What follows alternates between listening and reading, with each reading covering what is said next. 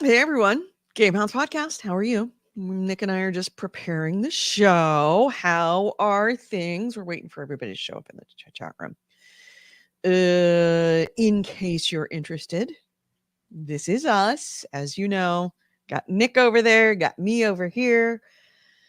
So Nick and I are just putting together stuff. There's a surprise. It's kind of funny. There was no news at the end of last year except for awards ceremonies. Now, so much news. So much news. And a lot of it not necessarily brought on by, actual intent. A lot of it is just stupid companies doing stupid things and getting themselves in trouble. If you want to join us in the Discord, by the way, we have been both Nick and I have been active in the Discord this week. In fact, we will talk about. I have to put in my games what I played because I played a game. It happens, and it was a game that Nick recommended to me. This never happens. Never. Well, it happens. It rarely results in me actually liking the game. Look, I can't help if you just have usually terrible tastes in video games. How dare you?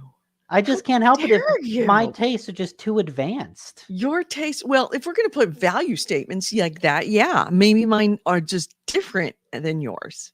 Uh-huh. You have the taste of a peasant farmer. Oh God, I hate you. All right. Why is it so bright? Oh, I know why it's so bright. I need to reduce this. So yeah, this is the first time in a very long time that I've had to start my. Oh no, I don't want to do that. Come on. I've had to start my lights early, because it is so dark. God, Nick, how well you're in an apartment building on like the what? 7th floor, 4th floor, 4th floor. Yeah, you're not having any problems with the rain. Are your streets flooded at all? No, not like in our immediate vicinity. Apparently, like a couple blocks away, a park in a street flooded. But like not in any way that has ever impacted us. Yeah. Yeah, I'm pretty lucky in that I live like my town is like a flat area and then it's a hill and I'm like just up the hill. Just like a block off of downtown, but it's a pretty significant hill you have to walk up. So all the water runs down from the top of the hill down to the base of the hill. So it kind of runs past me. This is almost worse than it being on you because it washes stuff away. But it seems like so far I'm okay. I've done a lot recently for fixing the storm grates, which is really good. But yeah, that downtown area. Oh, it was soupy. It was soupy. It wasn't like, it wasn't up to your ankles or anything, but you definitely needed rain boots. It was like, over your shoes. Oh, wow. In many places. So just don't go there. Don't go there. It's kind of the only way out of town. Fortunately, I don't have to. Yeah, just don't leave town. Yeah. Oh, I know what I have to tell you. I teased it last week about things were afoot for me. And I really teased it on when we were playing Extraction with Chris earlier that, things had happened. So I now can tell you, because my bosses all know, and notifications have been made and contracts have been signed. You remember when I worked for that lobbying firm a couple of years ago, and I worked for them for a year, and then I left? I don't know if I went into all the details about why I went, but just without going into too much, there was some conflict between me and some of the management. And the rest of the management recognized that, and I say management, I mean owners, recognized that I wasn't the one necessarily in the wrong, but because of the fact that it was another owner, they had to make a business decision that had to be made. It was a whole lot easier to get rid of your operations manager than it was to get rid of your partner. Hmm. Well, I have subsequently found out that that partner has left the company, and I was kind of contacted out of the blue. It was not really out of the blue. LastPass had its data breach, and I tried to contact the company to let them know, hey, um, that company had required me to use LastPass. I had never used it previous to that.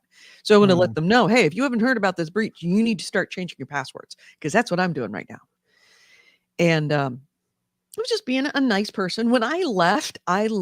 This is a case in point of no matter how bad your company might be, no matter how potentially ugly the departure is, always stay classy. Always stay classy. Stay classier than the company under all circumstances, because I left classy. I still had, at least outwardly maintained an air of like respect with them. I never opened my big fat mouth about what happened. I didn't badmouth them to anyone but, friends and family. Mm-hmm. I contacted them about LastPass, and they immediately invited me in to speak with them and offered me not only my old job back, but actually my old job back expanded to a directorship level. Plus, let's just say it's about a 22% raise of what I was making when I left, which was what, 3 years ago? Yeah, 3 years ago. So 22% raise in 3 years. Even if I'd have stayed there, I wouldn't have gotten that big a raise. So it all worked out, and I start next month, beginning of next month.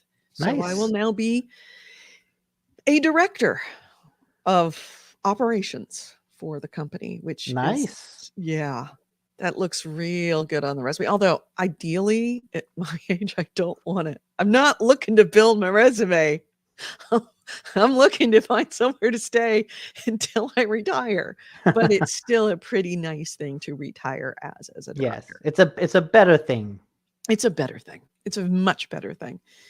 And so, yeah, that's the big news, is that, yeah, win-win. Nice work. Thank you. Yeah, it Yeah. is a win-win. I got to go back to a company I really, really, really, really liked, that we had a lot of fun with, minus all the parts I didn't find fun, plus more money. Plus, I get to go back to see my friends at my old company that was a little awkward to go see before, which is good. Uh yeah, don't light the match. Merely oil the bridges and claim it's for maintenance. Well said. Yeah, yeah, yeah. I just kind of I let it go. Let it go. Let it go. Yeah. I let it go and moved on, and it actually ended up working out pretty darn well. So after Good. 3 years of a lot of really crappy things happening to me, really, really soul-crushing things happened to me, I finally got a win. I needed that W so bad. So, yeah.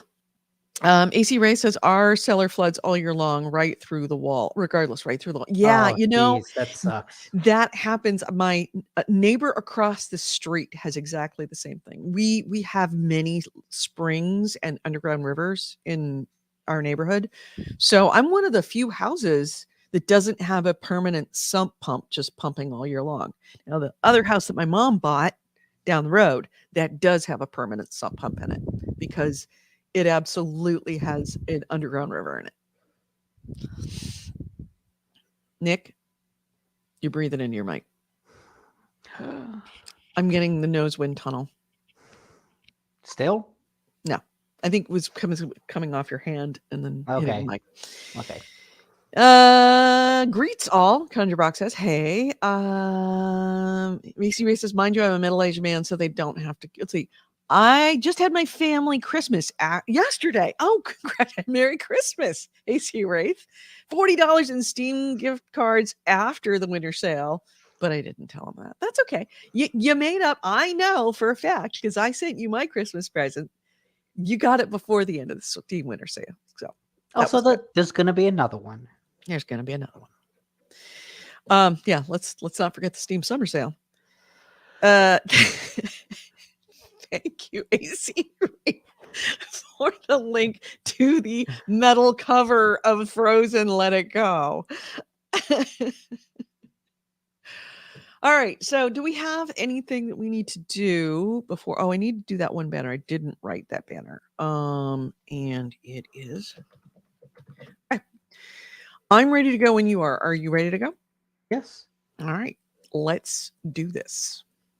This podcast discusses video games, modern culture, and technology, and these podcasters are big fat potty mouths.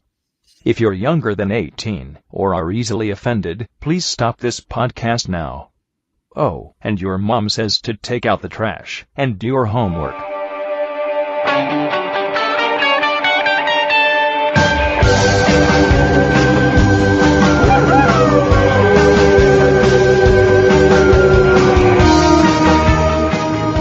Hello and welcome to GameHounds. GameHounds episode 666. Yes, 666. On the week we had a Friday the 13th and Nick's birthday. Happy birthday, man. Thank you. And episode 666. We did record this on Sunday, January 15th, 2023. I'm Edie Sellers. We got Nick DiNicola, the birthday boy. Which birthday was it, if you don't mind me asking? You're young enough that it doesn't matter. 38. Oh, Nick. I know. It's starting to happen. It's starting to happen, my friend. See, all I'm doing is growing in age that I've always been. You mean you were born 38? Yeah. You were born 40, and you're now just actually achieving it. I was a 40-year-old teenager. Were you? Yeah. Really? Pretty Seriously? much. Yeah. Pretty much. Yeah, I feel that way about my name because my given name is not Edie, is Edith, and is a 20-year-old woman, 22, 23-year-old woman, dating around with people that wanted to, like we're setting you up with friends because, nice girl, pretty girl, a lot of fun. What's her name? Edith? No. Edith? Oh, is she 70? Is she 70? What? Exactly. The true story. I had a boyfriend who used to clean pools, and whenever you're cleaning pools, you're cleaning in the afternoon, so it's mostly like babysitters with kids that are in the pool area when you're cleaning. And there was this little girl who just struck up a conversation with him while he was doing all the testing and cleaning the pool. And this little girl comes and says, "Hi, what's your name?" and tells her her name. And it's like, "Oh, do you have a girlfriend?" And he's like, "Yes." He goes, "What's her name?" He says, "Edith." And she says, "Oh, her mom must have hated her." True story. Wow. Yeah. Kids, they will be honest. Yeah. Honest. Brutally honest kids. So now I'm actually getting to the age where I'm growing into my name, where somebody doesn't go, "Oh, you're so young for being named Edith." So you're going to start going by Edith now instead of Edie? Actually, interestingly enough, I didn't start using Edie until I was in my 40s. I was Edith all my life. Never used Edie. Was forced to use Edie by a boss. Why? Radio. Hmm. My last name is not Sellers. It's not. And it's hard because I have to, when I actually go, when people know me as Edie Sellers, like that employment contract to me came to me as Edie Sellers. And I have to go and say, yeah, not my last name, not my first name, not my legal name at all. So you're just not at all who you say you are. You're I'm just an not who I say I imposter. am. Nope. You at 40, you killed someone, took their identity, and became Edie Sellers. No. You're some mystery woman. No. Actually, there is an Edie Sellers out there that I have to, she is a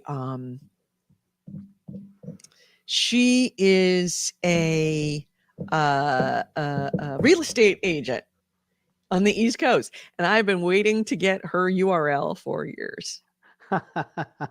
I want her URL. So she's old. She's way older than me. So it's got to end sometime. It's got to end someday.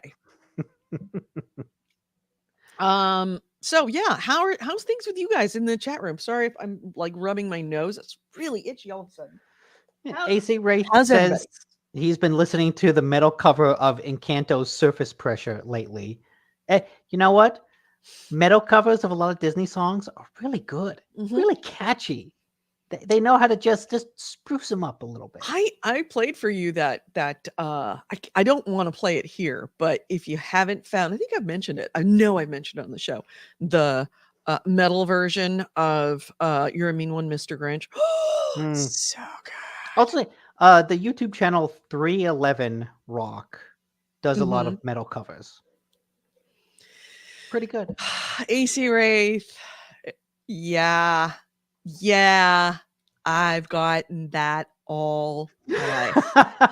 He says we may never have learned her identity without catching her lie about Warframe. It's all coming out now. The whole false life is unraveling. It is. You have another family somewhere, don't you? Oh my God. You do another podcast. I'm a Russian spy. Shh. I'm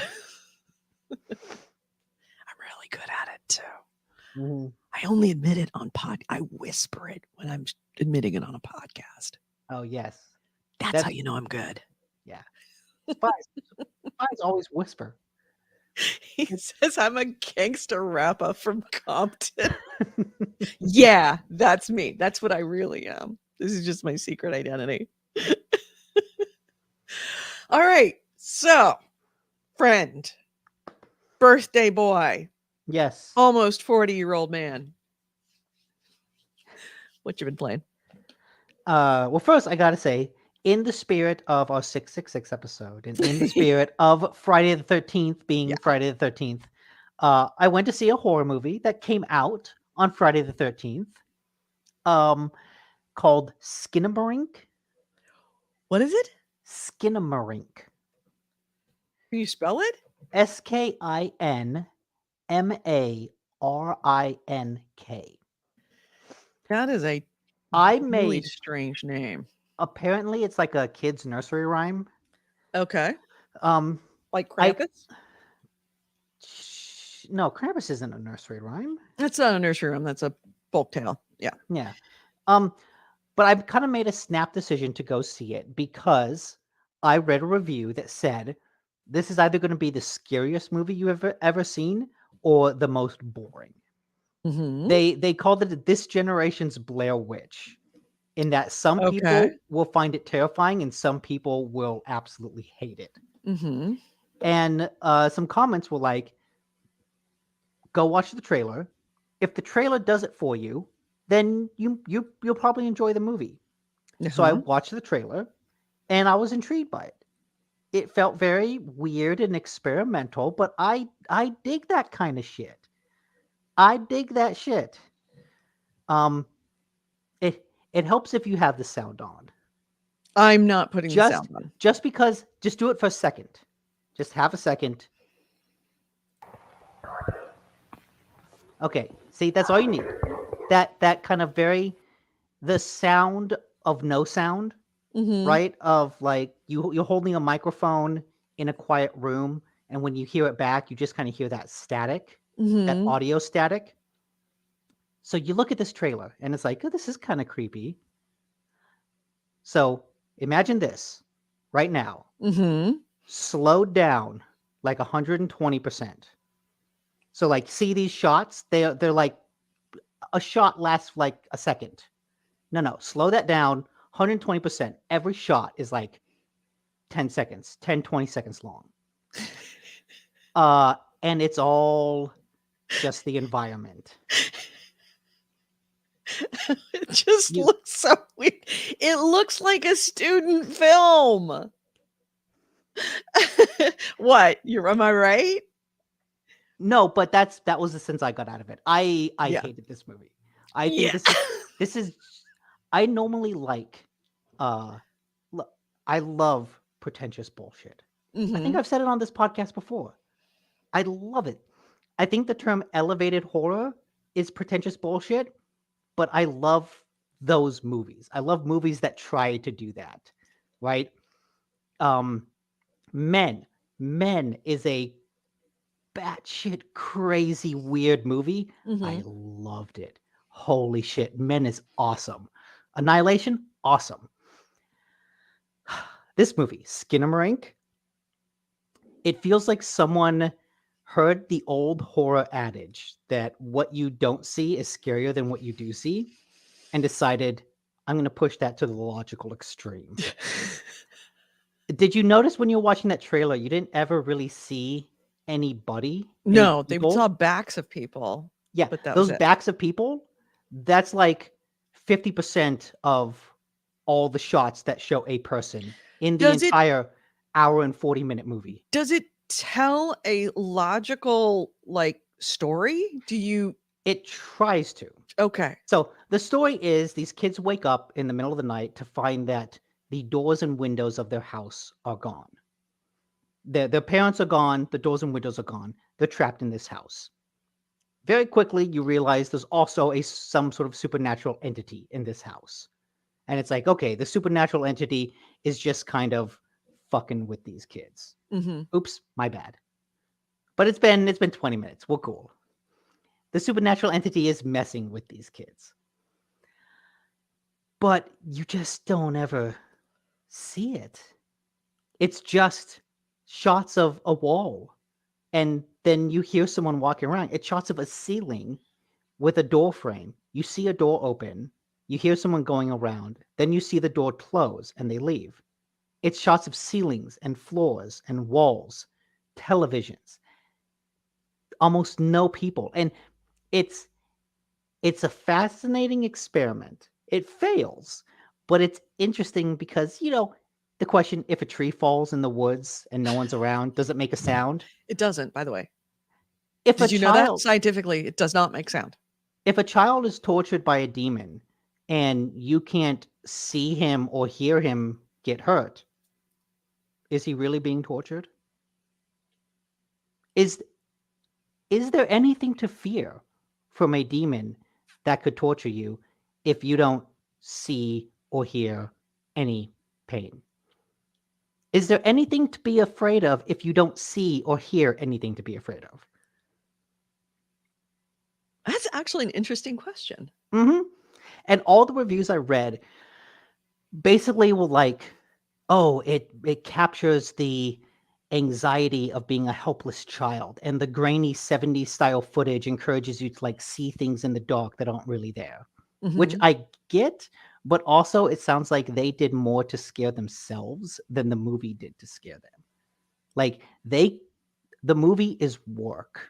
If you want to be scared by it, you have to actively try to scare yourself while watching it, because the movie itself is so devoid of anything gripping or scary. Like you have to bring so much to it. And I tried.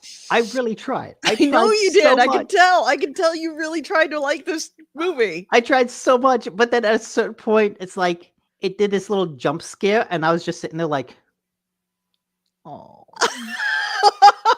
Oh, you tried. Oh, you poor thing! You tried to. You tried to. Oh, you tried to be scary. Oh, that's so adorable. It thinks it's scary. So Oh I my will say, gosh. all respect to the director. He has a series on YouTube, a channel on YouTube, where he apparently like makes movies of people's nightmares that they like send him, Oh, cool. and the movies are like 5 minutes long. I imagine this would make an excellent 5-minute movie. Oh, that's what it was. It wasn't necessarily the movie, it was the format. Yes. It just shouldn't have been taken to that length. It works great for like 5 to 10 minutes, but when you fill that 5 to 10 minutes with images of a wall and a carpet and some Lego sets and a cushion of a couch and another wall and a lamp and the ceiling, it's like, oh, just fucking get on with it. Oh my God. Oh, please. Oh, how long has it been? Oh my God, it's only been an hour? How much is left? How long is this movie? Hour and 40 minutes. Oh God. Yeah. So yeah, interesting, but not worth it. That's my horror review. Yeah. Nick's horror review. Yeah. I'm sorry. Did you play any games? I played more Midnight Suns, is what I played. And if there's a new thing I can say to it, yeah, AC Wraith has his channel in the chat called Bite Sized Nightmares. It's a great name for a YouTube channel. Yeah. It's really actually really clever idea because he has a lot of things to work with, so he gets a lot of practice in making movies. Yeah. It's a good idea. Yeah. So respect to him. He just needs a bad execution. But if I can say something new about Midnight Suns, it's that game feels a little too long. Not because like the mechanics are getting bored or I'm getting bored of it, but the story itself is too long.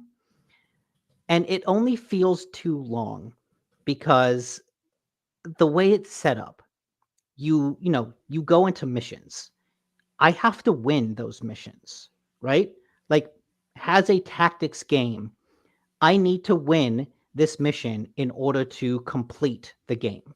In order to complete, like, I have to complete objectives to complete the mission. I can't fail the mission because there's nothing interesting tactically about that. I have to succeed in the mission for the tactics to have any sort of compelling gameplay to them. Mm-hmm. But narratively, these people have to fail over and over and over again because they're superheroes trying to fight a big bad, and if they defeat the big bad in the first mission, there's no story. Right. So it gets into the situation where it's a lot of, yo, I just kicked the butt of this supervillain. Like, I just wiped the floor with them. No contest. I did so good. My characters are strong. The environment was to my advantage. I am so strong. I am cool. Then I finish the mission, and the cutscene is immediately, oh, this boss is just kicking everyone else's butts, and we retreat and run away.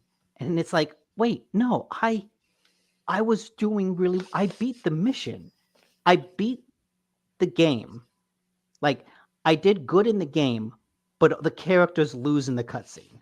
Mm-hmm. And it does that over and over and over again to the point that it kind of feels like a parody now.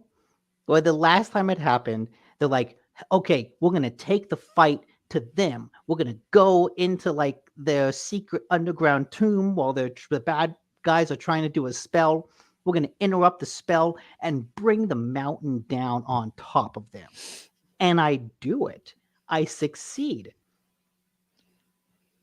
The next cutscene plays. The characters get teleported back to their main base, and they're all congratulating themselves. Cut to the mountain. Bad guy crawls out, continues the the supernatural seance and summons like Satan. And it's like I Why did just you make me fight him if I couldn't beat him? I just stopped this. Yeah. I just brought down an entire mountain. I stopped this. And then you go and you do it anyways. Yeah. And it's like, oh God, just come on, game. Come on. I think it needs to do a better job balancing the needs of the game versus the needs of the story. Like I said, the way for combat to be interesting, I have to need to win it. The Right. story requires the characters to lose over and over again so that it's just not resolved quickly. And it just does that too often. What if there's ever a sequel, they just need to Oops, I sorry. don't know, change some aspect of the narrative so that my wins in the game are reflected in the story itself. Because too often my wins are just glossed over as, hey, cutscene, actually you lost. Yeah. Which it gets annoying. It's still super fun. I'm still enjoying the heck out of it. Did you text me to tell me it's on sale now? Yes, I Okay. think it's still on sale. Okay. I was thinking of picking that up. I think it's also on sale on Steam, just because Steam actually has a refund policy. I don't like to play games like this on PC. I like to play games on PC that require PC. If I had a choice between a game that plays just as well on console as it does on PC, I'm going to buy it on console. Like a shooter, I'm going to buy it on console. And this feels like it's made for consoles. It feels good. Right. So, but like PC games to me are ones that don't require like, well, actually this kind of doesn't require that kind of decision. I could see that being the case. It might be good. But yeah, I know this is me sitting on a couch playing on a couch kind of game. So yeah, it's good to know it's on sale. What are you playing it on? What console? I'm playing on PlayStation. Okay. Does it on Xbox? Yeah, it is. Is it on Game Pass? No. Oh. Bummer. Yeah. I mean, you know what? Honestly, this feels like the kind of game that would come to Game Pass in like 6 months. Okay, I'll wait 6 months and get it for free. Mm-hmm. So yeah, you're still endorsing the game because you really, really liked it this week, but now you've got a few caveats, is what I'm hearing. Yes, like I said, when I'm getting to the end of game, right? Like I'm in Act 3, I'm getting close to the end, and so to see it finally, the characters will finally like, hey, let's take the fight to the main bad guy. And it feels like that should be a turning point where, hey, now we start to win narratively. But no, they lost again. And worse things happened. And they say we screwed up so often, it feels like that should be the tagline for their group. That should and like everyone. It manages to do like some really interesting team dynamics because the Midnight Suns is a team of like goth kids, basically. But the threat that they're facing is so big that a lot of the Avengers come in and join their group. So you've got like Iron Man and Captain Marvel and Doctor Strange hanging out, like trying to help them out. And so there's like this cool team dynamic of, oh, the Avengers are here, but they're trying to take over because they're like, we know what we're doing. We've saved the world a dozen times. This is our Tuesday. You kids you need don't to get sit back, stand back, and let the grown-ups take care of it. But also, like, the kids are more supernaturally focused, so they were kind of a bit more in tune with what's going on. And so it plays some cool team dynamic tension that way. But so often it's like the kids want to do something. We're going to go and rescue our friend. So we teleport into the enemy base, just wipe the floor with everything they throw at us. And then a cutscene plays, something bad happens, and we have to retreat. And it's like, come on. Over and over again, they just lose. Their plans go awry.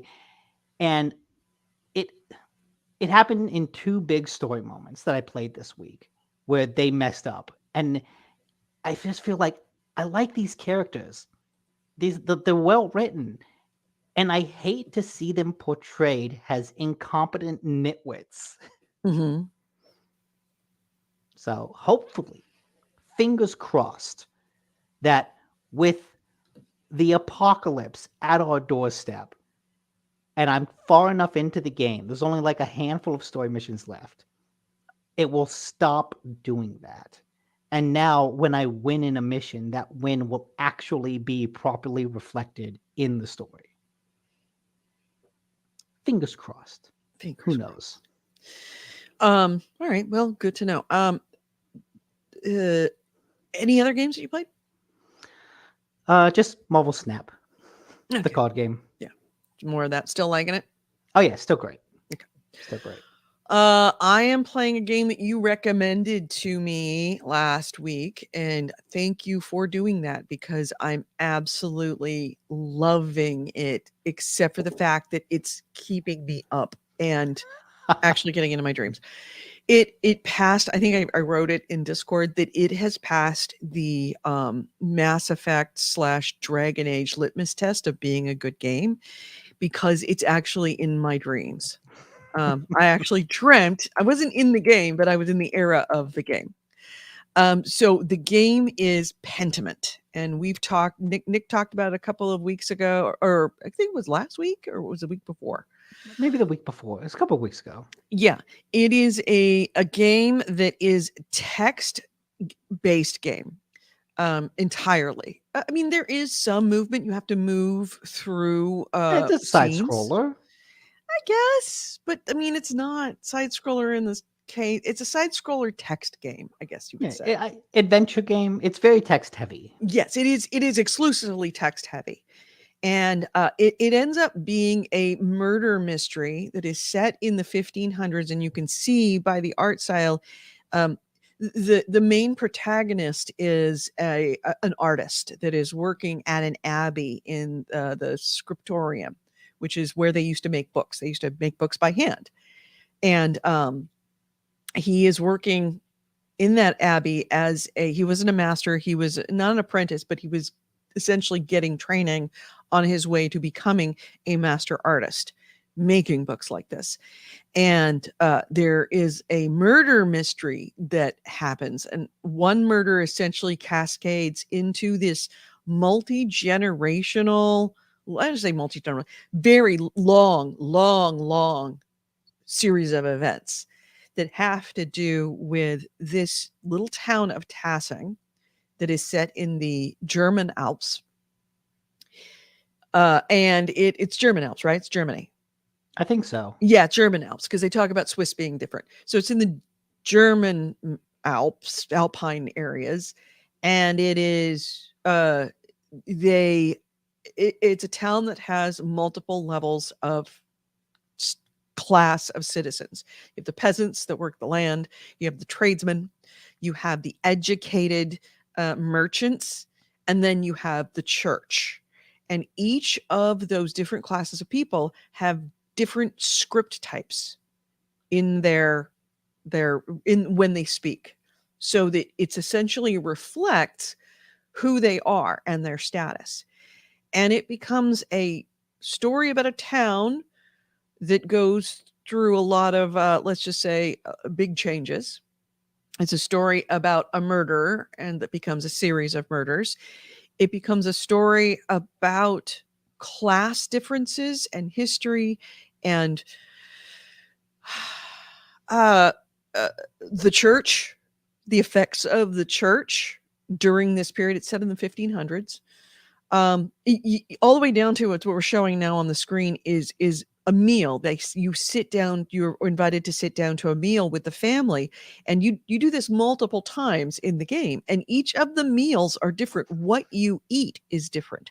And what's also very cool, which you didn't explain, Nick, is that everything in this game is researched. Like everything is researched to the point of where if a phrase comes up that is unfamiliar to you, it shows up in red, and with a click of a button, it will give you an explanation of what that is. And so that you have this historical background, and they don't really make up very much, like the pagan gods that some of the peasants still honor. They may not believe, they honor in various degrees of belief. Yeah, like it's a tradition they stick to. Some of them it's a tradition to stick to, some of them actually believe. And those pagan gods are real, and according to the research that you are provided, are still observed in some places in Switzerland and in the Alpine areas. So it's not like they made up all this stuff out of whole cloth. The art stuff is amazing. The art style is amazing. The gameplay is really, really compelling. However, here's the thing about Pentiment.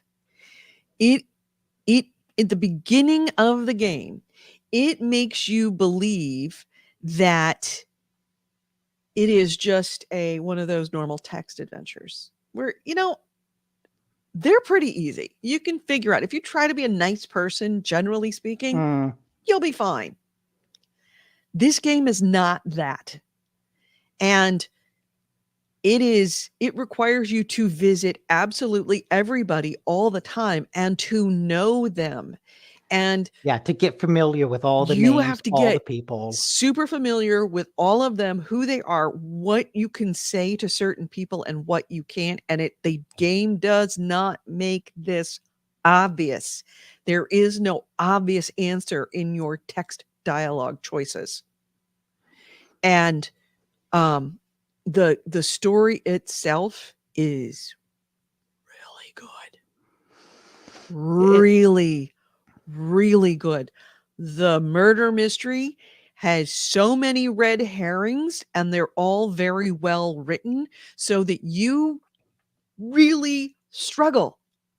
I am many hours into this. And I still don't know. I still don't know who did the first murder at this point. Okay, so you're on to the second. I am into Act 3. Oh, you're into Act 3. Okay.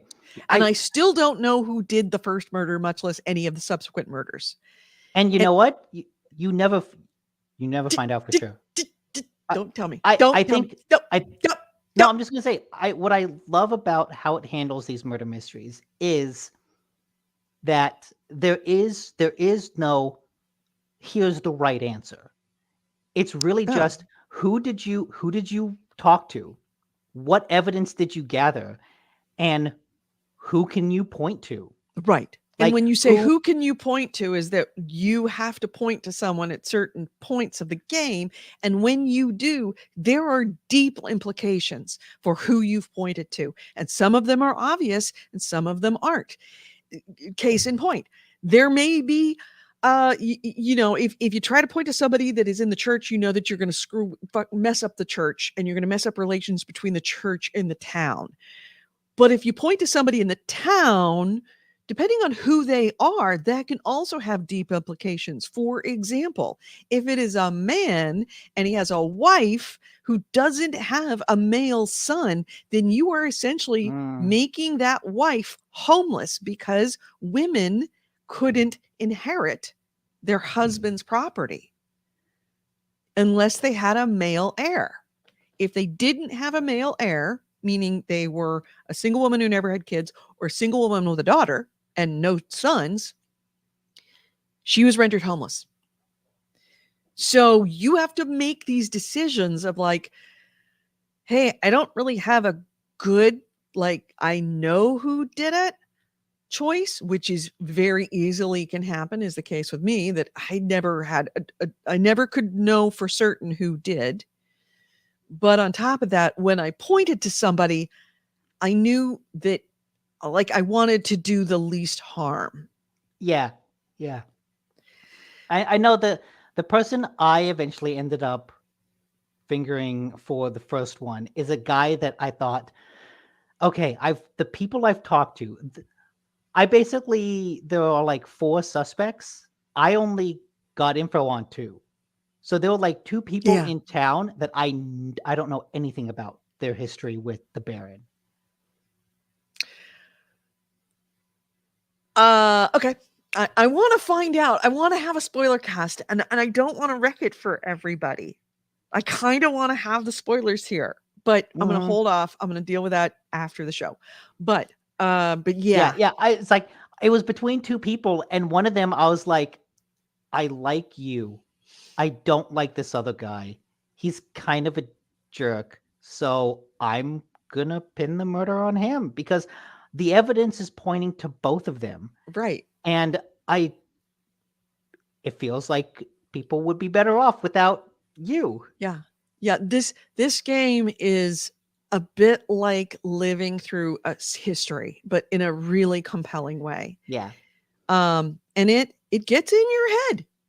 It absolutely gets. I realized when I was playing this game, I stopped instead of the said, oh, the other thing about this game, there's no saves.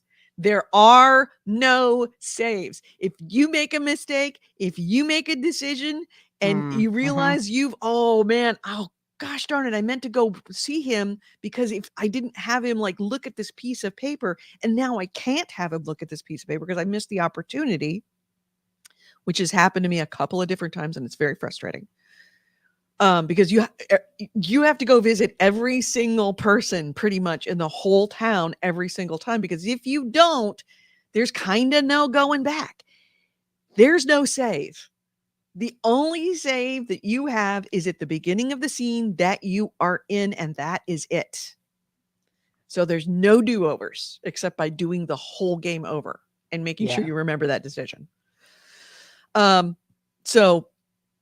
But I will say that that's an element of frustration in the game, is that I like from the very beginning of the game, there is one clue that if you had the answer to that clue, and you are teased so many times with like, oh, I could find out who did this, and that would tell me what's the answer to this clue. And you never can. It's like so many times I've gotten to myself in situations where it's like, oh, I should talk to this brother about this thing. He might know the answer. And then you never get back to him. And like that literally is the thing would solve the whole mystery from the beginning all the way down to its roots to the what they call the string puller, to the whole thing. If I just knew that answer. But they never give it to you. And it's always elusive to me, not because I've played the game, not because the game has made it elusive.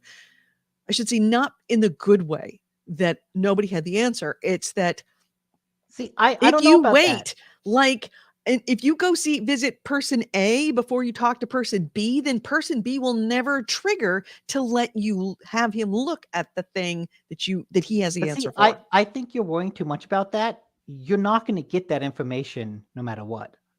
Yeah, probably. You can't learn who the string puller is before like Act 3. Okay. Well, Nothing you do will give you that. And that's kind of one of the neat things I like about that game is like you don't know everything, and you can't know everything. It's impossible. And at a certain point, you just have to make a decision and like live with those consequences and see those consequences play out in unexpected ways. Yeah. In the town, in like, years down the line. Yeah. Yeah. And there is in Act 2, there is an event that is absolutely horrific. And I truly felt it. But I was like laughing myself that this gets in your head. I stopped, just you can stop anywhere because the clock doesn't move until you like do certain events. And I went to go make dinner. So I'm in dinner, in the kitchen, I'm chopping stuff and making dinner. And I realized I started like singing, "Are You Going to Scarsborough Fair?" Because that's about the right, that's the era. Maybe actually it's a little bit earlier than this is Scarsborough Fair. But I realized, and that night I was fully dreaming in the medieval period with the same colorations and everything. So it's a super, yeah. AC Ray said it's meant to be replayed, but it looks rather long. It is long. I disagree. I disagree that it's meant to be replayed because it is a long game. It's not meant to be replayed. It's just meant to have options. Like For your Really? It's choi- not meant to for be y- because I've already planned how I'm going to do the replay. Okay, for your choices to matter, there have to be a variety of options. But like you don't need to replay it to get the whole story. That's not necessary. You will I think that I want to replay it not because of the big story, sort of maybe some of the big story, like maybe I want to point at different people to see how that actually changes the yeah, story. like I think it would be fascinating to see how your choices Of propagate Right, because propagate. the But game also the does small such stories that you make decisions because you actually affect the lives of individuals that I don't know at this point play into the large decision, but especially in the third act, you can actually have an impact on people's decisions of like whether someone joins the nunnery, whether someone Mhm. moves out of town and becomes an apprentice in a big city, or stays in town and doesn't become an apprentice, just becomes kind of like a workman level craftsman as opposed to like a a master craftsman. I think what Different the things game like does that. so well is all of your choices feel like such a natural extension. Everything that comes after feels like it's only there because of the choices you made. And it feels like nothing could have played out differently.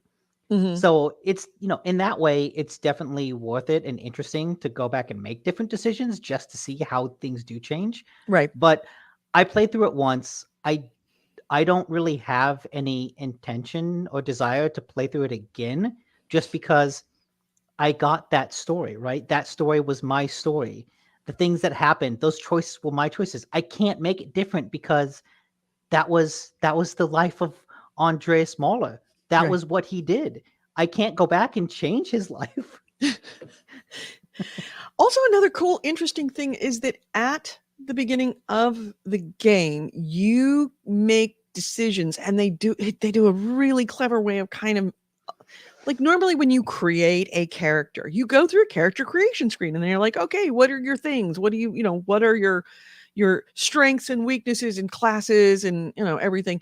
It does it in this game, but it does it in the process of you having conversations about your backstory.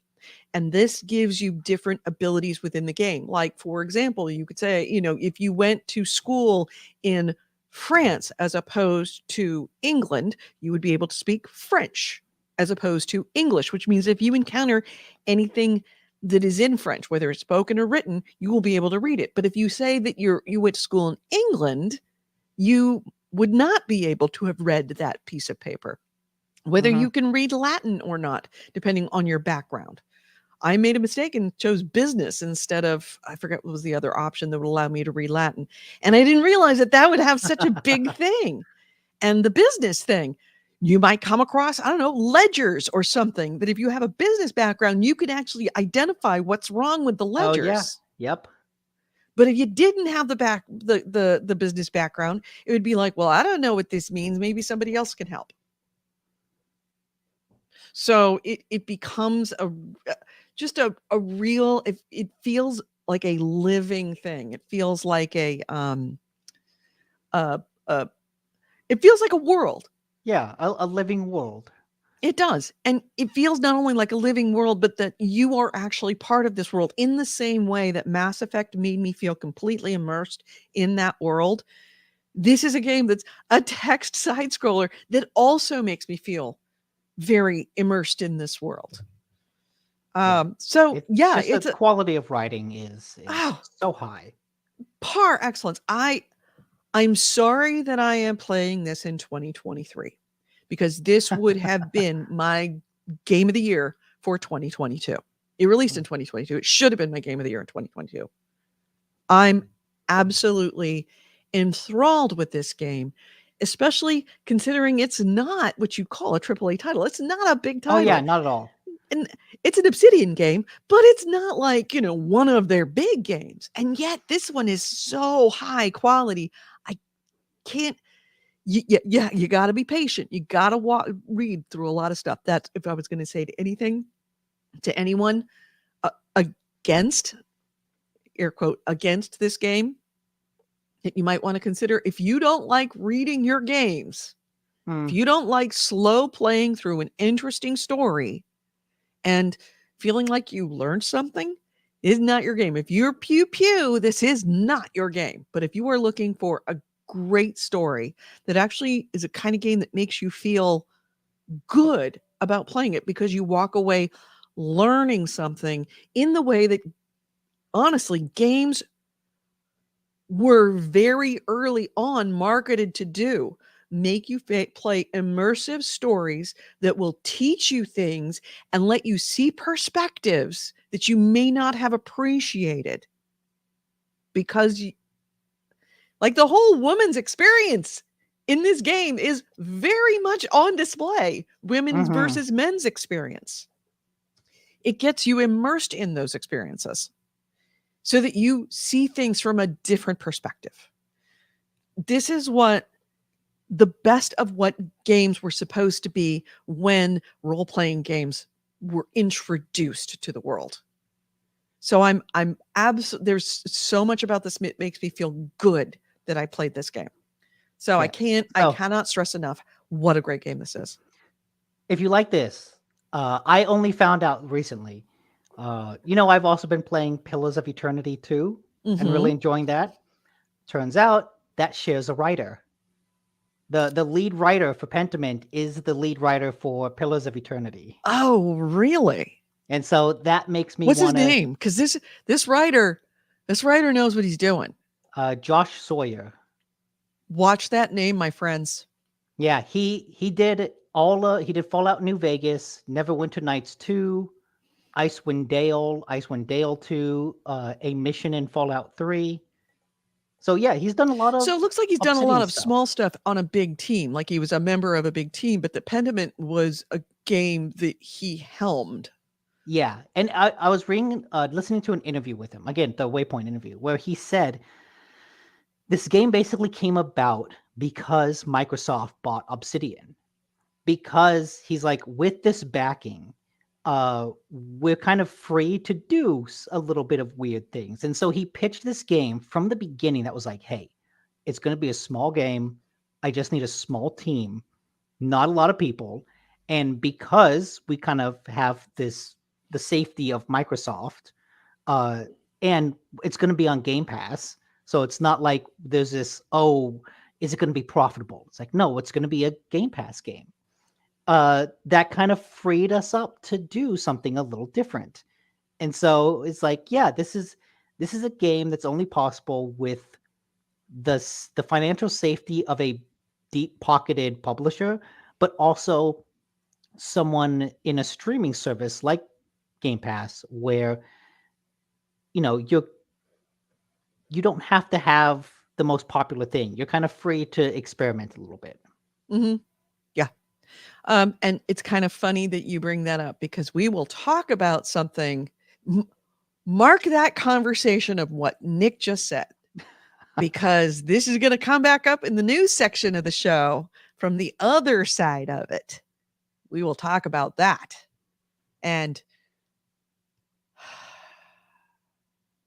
yeah. Anyways, I'm already thinking about that, and it's already making me sad. So I'm going to go back to thinking of in my happy place of talking about Pentiment. Pentiment is that good. If you haven't picked it up, like Nick said, it's on Game Pass. It doesn't get any better than that. But honestly, it is such a good game. I'm actually thinking of going and buying it. Even though I may not play it again. And I've never done that for a game. I have never gotten a game for free, like Games with Gold or something like that, and then turned around and bought the game because I thought the game was that good, knowing that I wasn't going to replay it again. I'm going to buy this game because it is that good, because I want someone to see that people are willing to spend money on games like this. That these need to be invested in. I mean, think about it. It's a small team. It probably didn't take much to make. And yet, why is it you have to have something like Microsoft and the safety of a streaming service to make a game like this exist? Yeah. It's interesting. It's easy to make. It's cheap to make. It would have sold. I'm not the only one that is naming this a game of the year. I mean, AC Ray just put it up there in an article from November. A year of video games with incredible stories continue with Pentiment. Yeah. I want them to know that these things are financially feasible and can be made. But anyway, AC Ray says, who's switching to Pathfinder? We will talk about that in the news section as well. If I played a tabletop game, maybe I would. Yeah, me too. So yeah, Pediment, pick it up. Unless you're a pew pew shooter, and then maybe not. But even so, if you think it might be interesting, trust me, it's gonna be interesting. Oh It's gonna man, hook you instantly.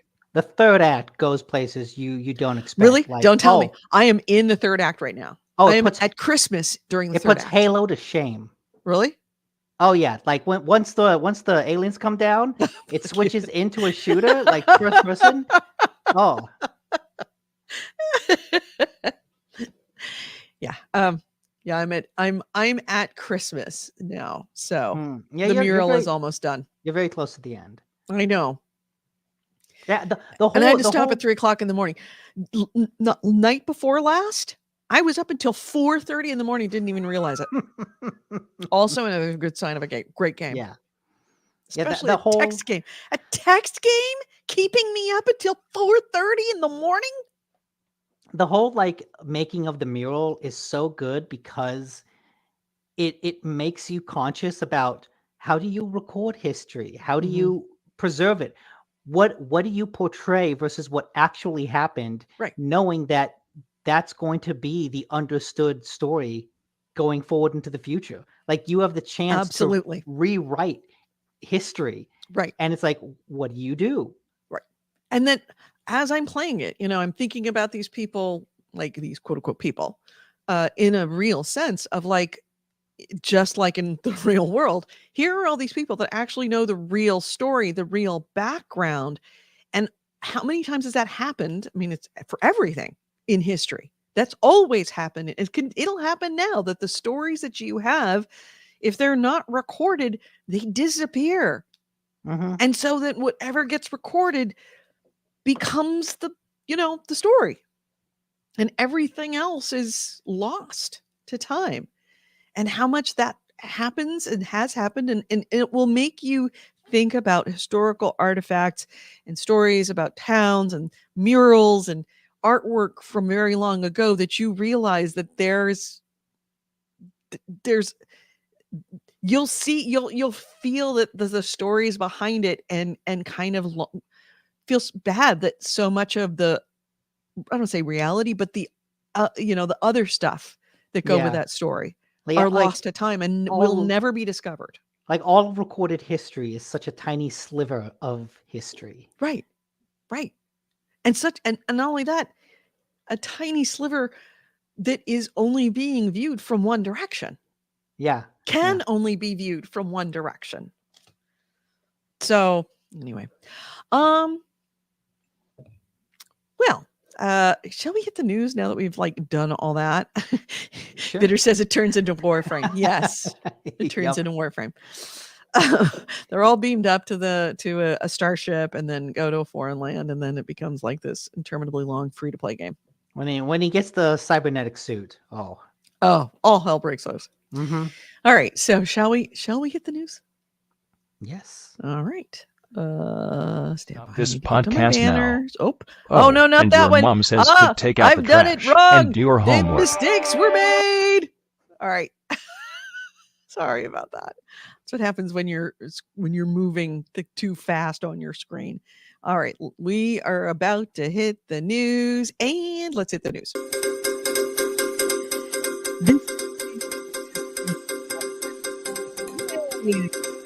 Nicola, and our first item is... I feel like there are two really big items. There are two really big items, but the biggest one has to be Wizards of the Coast. Okay, that's what I was leaning towards. Yeah. So yeah, no last week we talked about how Wizards of the Coast, the leaked draft of their new licensing agreement, the new licensing agreement got leaked, and it basically was a much more restrictive document than the first one was. That forces bigger companies to pay royalties. Also said that like, hey, if you use the D&D license, then we kind of own anything that you make with it, so we Yeah. could use that with third parties. Yeah, there were Um, the three main things about it that were significantly different from the old open game license. And by the way, it was leaked by a reporter from Gizmodo named Linda Kodega. So it would force creators who make or publish their own content for D&D, their homebrew stuff, or if they sell it. It would force them, if they made more than $50,000 in revenue on their content that they create that is related to D&D, to register with Wizards of the Coast. And we're talking about revenue, not profit. Here's an important thing. Revenue is how much money you make before you subtract your costs. Profit is how much money you make after you subtract your cost. So $50,000 in revenue, meaning if it cost you $100,000 to make something, if you make $50,000 in sales, you're not even covering your cost. You still have to register with them.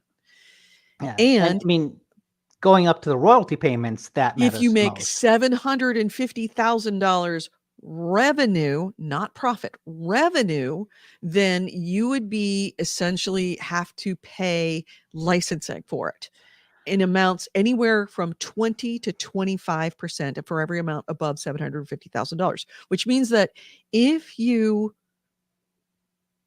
spent $1 million to make products and only sold $175,000 of them, they was still everything above the $750,000. They would want to take 25%, Yeah. 20 to 25% of it. Like, more importantly, if you spend $600,000 and you made a profit of 750,000, Right. then suddenly a quarter of what you make over 750 Goes to them. Goes to them. Right.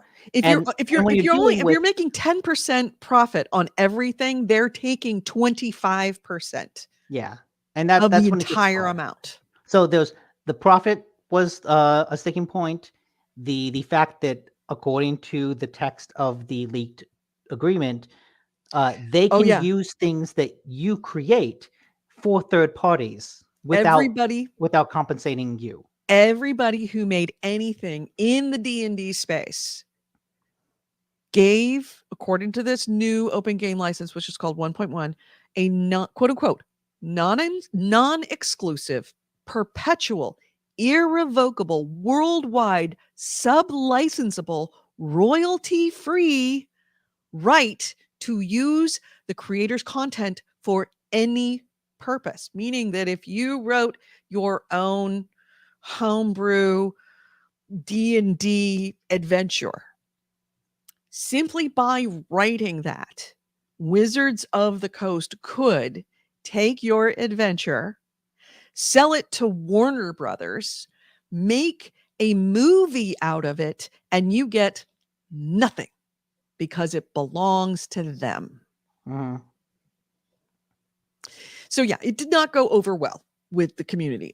This was leaked. It was never intended to come to the community. They were supposed to release it this Thursday, but they didn't, because prior to to Thursday, it got leaked by Linda Kodega, and the D&D community lost its ever-loving mind. And then it started bad and it got worse. Like the fire turned into a conflagration. Yeah, because what's interesting is it's still legally uncertain if they can even change that license agreement, because the way the original OGL was written, like it's written has a perpetual thing. I know there have been interviews with an ex-Woods of the Coast CEO who helped write that original agreement, who said, I don't think they can legally stop that. Right. And if you want to see a really, really good legal analysis of it, it may be that according to copyright law precedent, according to Legal Eagle, they may not even have the right to take any of this stuff. They don't like they're trying to copyright something they don't have a legal right to copyright. Mhm. But anyway, so it started with people like saying, "What WTF? How is this happening? This sucks." To an open letter that was put online for people to sign. You can find it. It's called Open and the hashtag OpenD&D. It trended on the internet.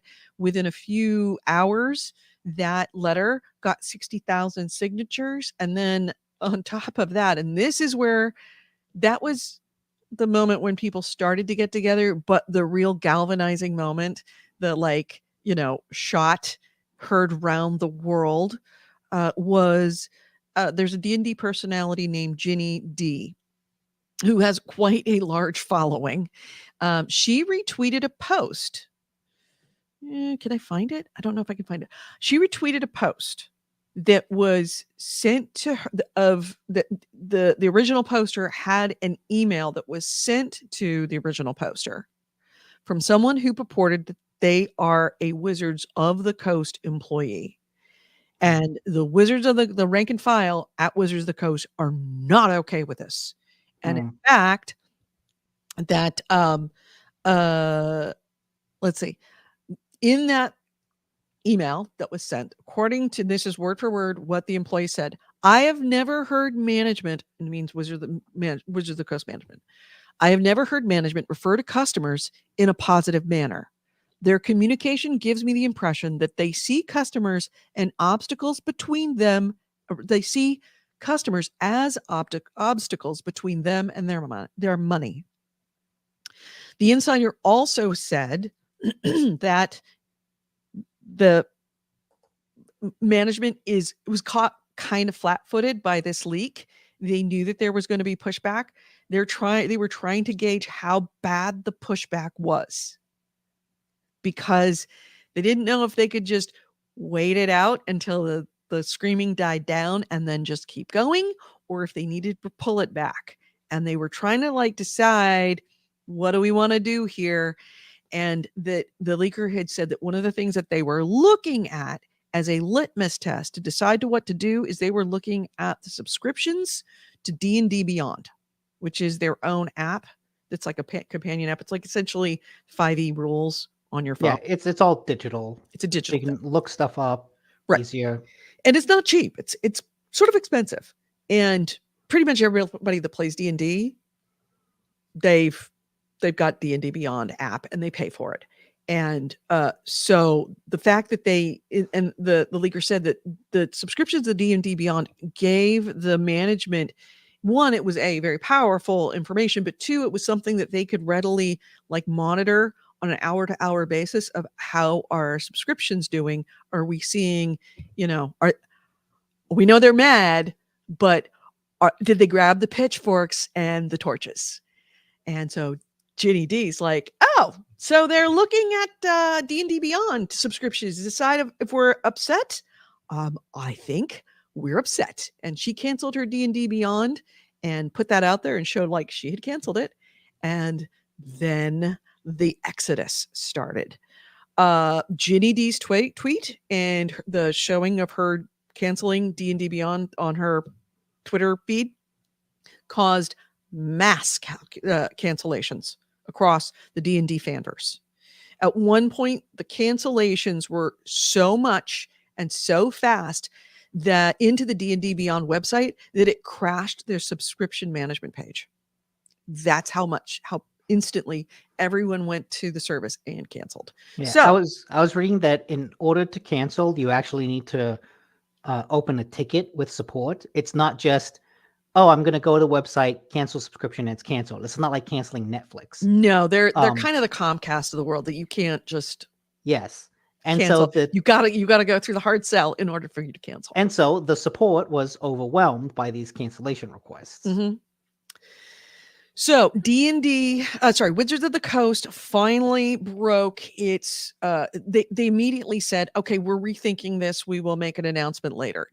They did announce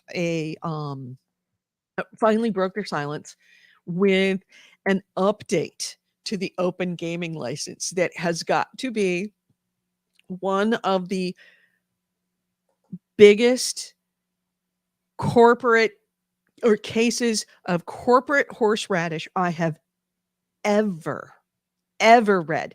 In fact, it's so bad and so like slimy that it's actually made the situation worse.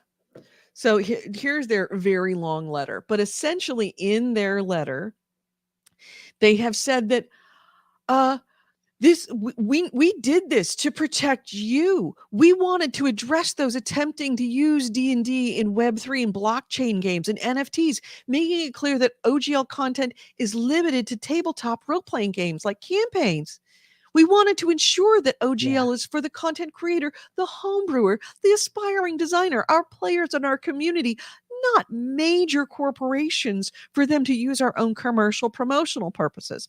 $750,000 revenue is not a major corporation. It's not. And also, a lot of people are calling out Wizards of the Coast. This is not Wizards of the Coast is the company. It's a subsidiary. It's Hasbro.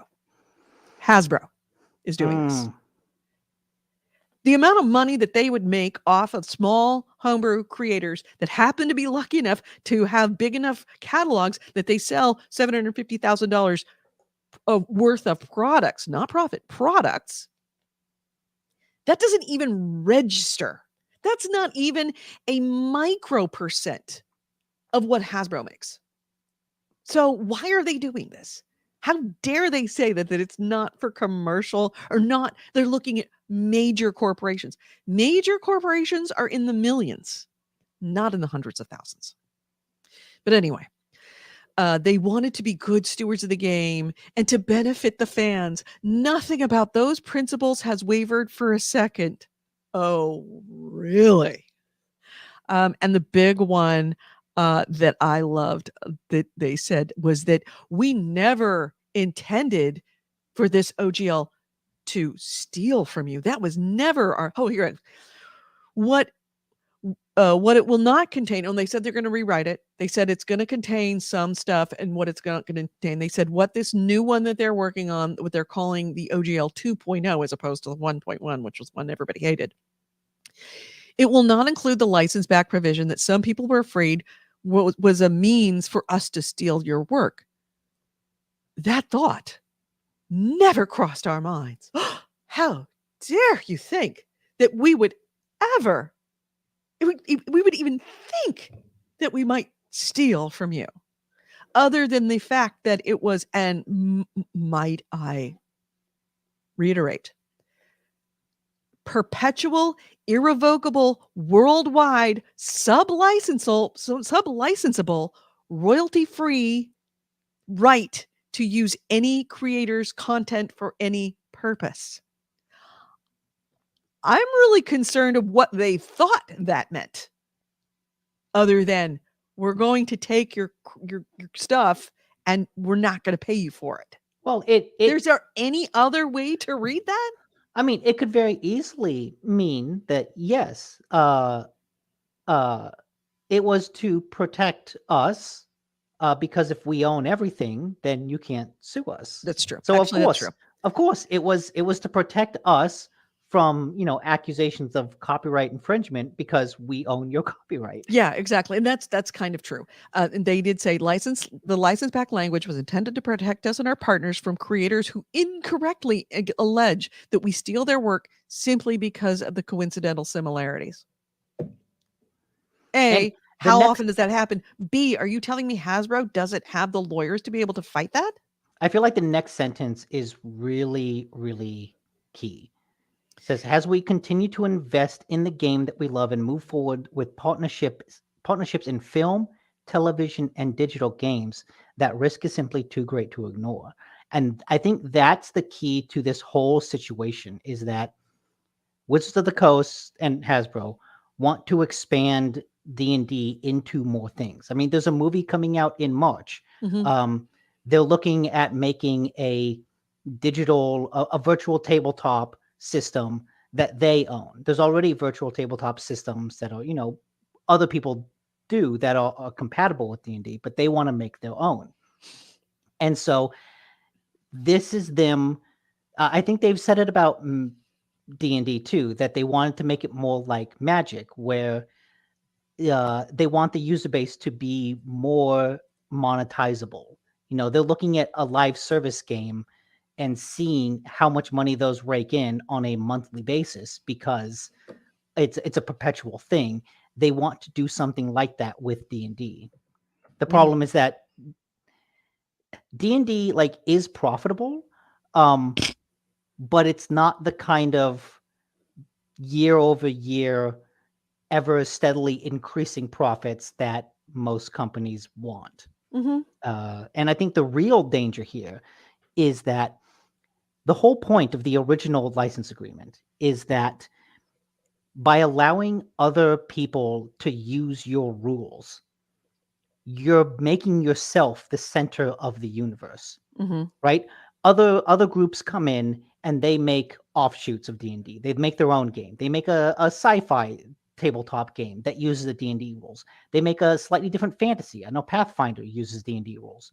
Right. In fact, yeah, Paizo, who is the owner, who's a creator of Pathfinder, they announced that they were launching an open game license open license for everybody to use Pathfinder. That I think is the real danger, because what made the OGL important is that, yes, all these other people were making money using your rule set, but they all needed your rule set. And so that made D&D the center of this tabletop role-playing universe, because everything kind of fed back to it. There's D&D, and then there's everything else. Even if other things had been slightly more profitable over the years, D&D remained far and away the most popular and the most ubiquitous. Mm-hmm. By doing this now, you have these other companies like Kobold Press and Paizo saying, we are going to change the rules of our game so that they no longer feed back into D&D, so that they're no longer compatible with D&D. Mm-hmm. So that means that all of these other popular gaming systems are breaking away from D&D, so that it's no longer the center of the universe, that these expansions are now no longer going to be compatible with D&D. And that feels like the real unintended shot in the foot that Wizards just did to themselves. Because when they're no longer the center of the universe, what do? Are people going to go to D&D? Are they going to continue to sustain it? Or are they now giving these other companies the very real chance to overtake D&D in both popularity and profitability? I think that they've done that. They've absolutely done that. That the I don't think it's two things. One, because of what they did or what they tried to do. And two, because of this disingenuous, just skeevy reply. I mean, the line that just made me want to puke was, let's see. Was it the last line? Our plan was always to solicit the input of community before any update to the OGL. Right. No, it wasn't. This leaked. Yeah. No. Leaked. Yeah. No. It was not. Yeah. You lies. Let's see. There was one about how you may hear from some people that from the community that they won. Let's see. Where is it? I can find it. Let's see. Yes. You're going to hear a couple. You're going to hear people say that they won and that we lost because making your voices heard forced us to change our plans. Those people will only be half right. They won, and so did we. No. Oh, we were always on your side, and now we're getting the feedback that we so desperately wanted. No. Oh my God. What first year crisis marketing student wrote that line? No. They needed to show some humility. And if anything right there would make the community completely and utterly mistrust Wizards of the Coast, A, it was that license, but B, it was this letter and that line in particular. It means that we are absolutely not above lying to your face after we've been caught. We are not going to treat you as equals. We're going to treat you little children and tell you things like, don't worry, we are all going to win on this, aren't we? Yay! No, no, no, no. Do not piss on our backs and tell us it was raining. This is just awful. So, my answer to you is I think this has maybe not irrevocably, but certainly it will take a very, very long time and a lot different actions than what Wizards of the Coast, aka Hasbro, has done so far in this debacle to restore the faith that the community had with D&D. I don't think anyone will ever trust D&D again for a very long time. That it's a bit like Google, like, don't be evil. Oh, we promise we won't be evil. It's like, no. You've already proved you're gonna be evil if you can be evil. It's going to be requiring us to have constant vigilance on you to ensure that you aren't trying to screw us over, because when we turn our backs, you will. And nobody wants a partner that feels that way. Yeah, it's interesting because they have an update to the D&D rules coming out in a couple months called basically the 6th edition that they call 1D&D. And their whole 5th edition right now has become really ubiquitous. Like, there's a whole bunch of expansions and third-party stuff that use the 5th edition rules. It'll be interesting to see when they come out with the 6th edition, how many other people adopt those rules. Right. Yeah, I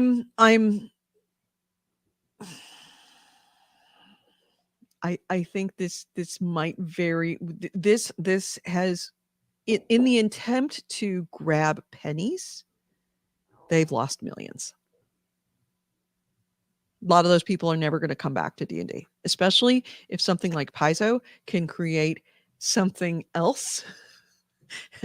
They've opened the door for the competitor, and the community would really like to go to somebody they can trust. Yeah. Paizo has already said, hey, you can trust us. And honestly, they're a well-known, they're well known within the space. It's not like somebody doesn't know what Pathfinder is. Yeah. And like, look, the thing is, Dungeons and Dragons, it's very popular. It's a name everyone knows. It's still a fairly niche thing. Like, tabletop role-playing is not as big of an industry as video games. It's not as big of an industry as like Pokemon trading cards. And it's at a certain point, you have to question, are you okay being a big fish in a small pond, or do you want to be a small fish in the ocean? Right. And financially, it's probably better to be a big fish in a small pond. And it's not like you're going to have a lot of like people are having trouble switching over to Pathfinder. Most GMs, most players are already familiar with Pathfinder. When you get into a game, that's the first thing that they ask. It's like D&D rules or Pathfinder rules. They advertise it. So it's kind of like they know. So, and the AC Wraith brings it up. Critical Role used D&D 5e, 5th edition, helping to popularize both tabletop RPGs and that particular system. They had been using the Pathfinder rules at home probably before they started. So they were using Pathfinder. And then when they started the show, they switched over to D&D.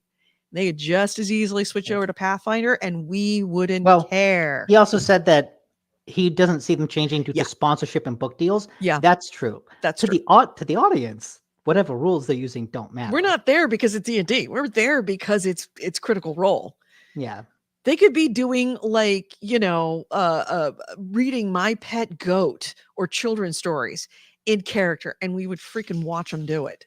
I mean, they've in other streams, like one-offs that they've done, Critical Role has done, they've used systems other than Dungeons and Dragons. Yeah, that's what he says. AC Ray says other RPG streams I've watched have used a variety of systems.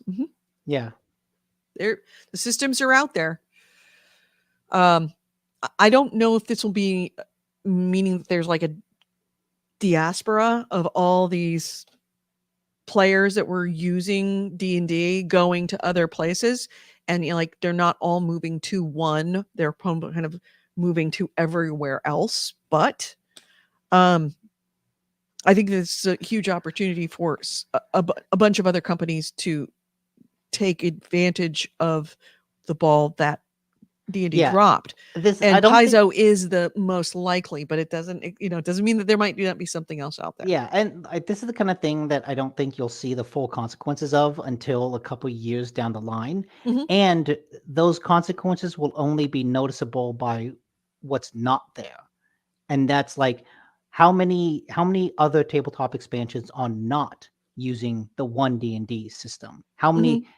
That's the only way to see this is Well, actually, no. what is The not first happening. way we're going to see this is we're going to see it in the quarterly profit report for Hasbro. Now, will Hmm. Wizards of the Coast actually affect Hasbro's bottom line? I don't know. Probably not. They probably don't even register compared to the rest of Hasbro's properties. But because Hasbro is publicly traded, and because Wizards of the Coast, I'm not sure how they structure their divisions, but I'm sure that they're probably going to mention it in the earnings call about this quarter, because you don't lose that many people paying for a subscription service, which even a cheap subscription service it's quite a bit of money. You don't lose that many people that fast without it showing on your books. True. And they were not wrong to be using the D&D's beyond subscriptions for it. Because they're right. You see it immediately. If you know right away, you screwed up. They found out real fast. They screwed up. I don't think they can fix this at this point. I don't think there's no amount of free subs. I mean, who was it? Somebody in the chat room had said, "Well, I'm really surprised that they didn't give away free subscriptions to more like free months on D&D Beyond." I don't think that there's enough free months in the world to give back to the community, because I don't think the community will trust them.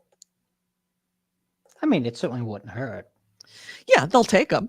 I don't think that they'll go back to. They might if this blows over, but I don't think that a lot of people will. I don't think that many creators will forget this. The D&D community is not like, gaming community where it's like, oh, new hotness and then move on. D&D community is a very, very long memory. They take some things real personal. So we'll see. Anyway, so that happened. I guess the next item, and I'll bring it up because you were you said there's two big stories, and I'm assuming that the other one was the other one that you and I both had. Yeah. Ubisoft goes for 6. Skull and Bones has been delayed for the 6th. Yes, friends, 6th time. I'm astounded and surprised and astounded, because last time we heard it was almost a done game and beta testers were loving it. That's the last thing I heard about Skull and Bones. But yes, it has been delayed again. In addition, 3 more titles that were unannounced titles have been axed. So we don't know what they were. Yes. They were unannounced. That makes the total is 7 games Ubisoft has canceled in 6 months. Yep, exactly. What was it? Let me see. The other ones, they announced 3. Yeah, a lot of them were unannounced. One of them was a VR Splinter Cell game. Yep, and the other one was Ghost Recon Frontline. Yeah, which was a free-to-play shooter, Ghost Recon shooter. Right. So July of 2022, they announced that 4 titles were being 3 unannounced titles. 4 unannounced titles were being canceled. Or sorry, 4 titles were being canceled. They announced this in July 2022.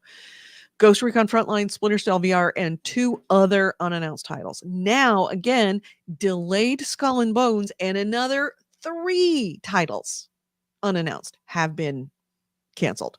So, yeah, according to Ubisoft,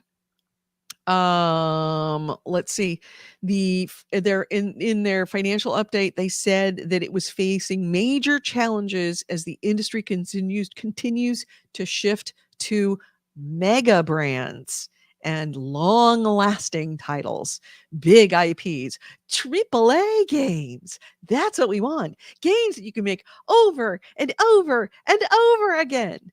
And they said that also making it worse was the economic conditions. Essentially the worldwide recession. Let's face it, world. Let's face it. You heard it here first, friends. We're going to have a recession. It is going to be worldwide. It's not going to be that bad. We'll get better, but we're going to have a recession and they know it. So they said that the last weeks of December and the beginning of January were, quote, markedly and surprisingly slower than expected. And this caused the company to have to do a full review of all the projects it's working on. And that's why it cut 7 unannounced, 3 more additional ones, but total now 7 unannounced titles and 2 known titles plus delaying Skull and Bones. Yeah. So remember I was saying about little games that don't cost much, that are really, really, really well written and people will pay for them? Mm-hmm. Ubisoft has done exactly the opposite. We want Assassin's Creed. We want Far Cry. We want Ghost Recon. We want Rainbow Six. All y'all can just F off. Go pound sand for anything else So that you want. what's really makes this into a hilarious tragedy for Ubisoft is that Jeff Grubb, the news reporter on Giant Bomb, has said that, a couple months ago, there was news that Ubisoft was looking into being acquired. Well, apparently a lot of the companies basically they proposed acquisitions and mergers with other companies, but it, quote, mostly got laughed at. And Yeah. that comes after Mario and Rabbids Sparks of Hope underperformed. Oh, yeah. The reason why they say we only want AAA games because we have tried the smaller games and clearly they don't work. Proof in point, Mario and Rabbids Spark of Hope underperformed and Just Dance 2023 underperformed. Beyond the fact that who plays Just Dance? You need to connect for that? I don't think so.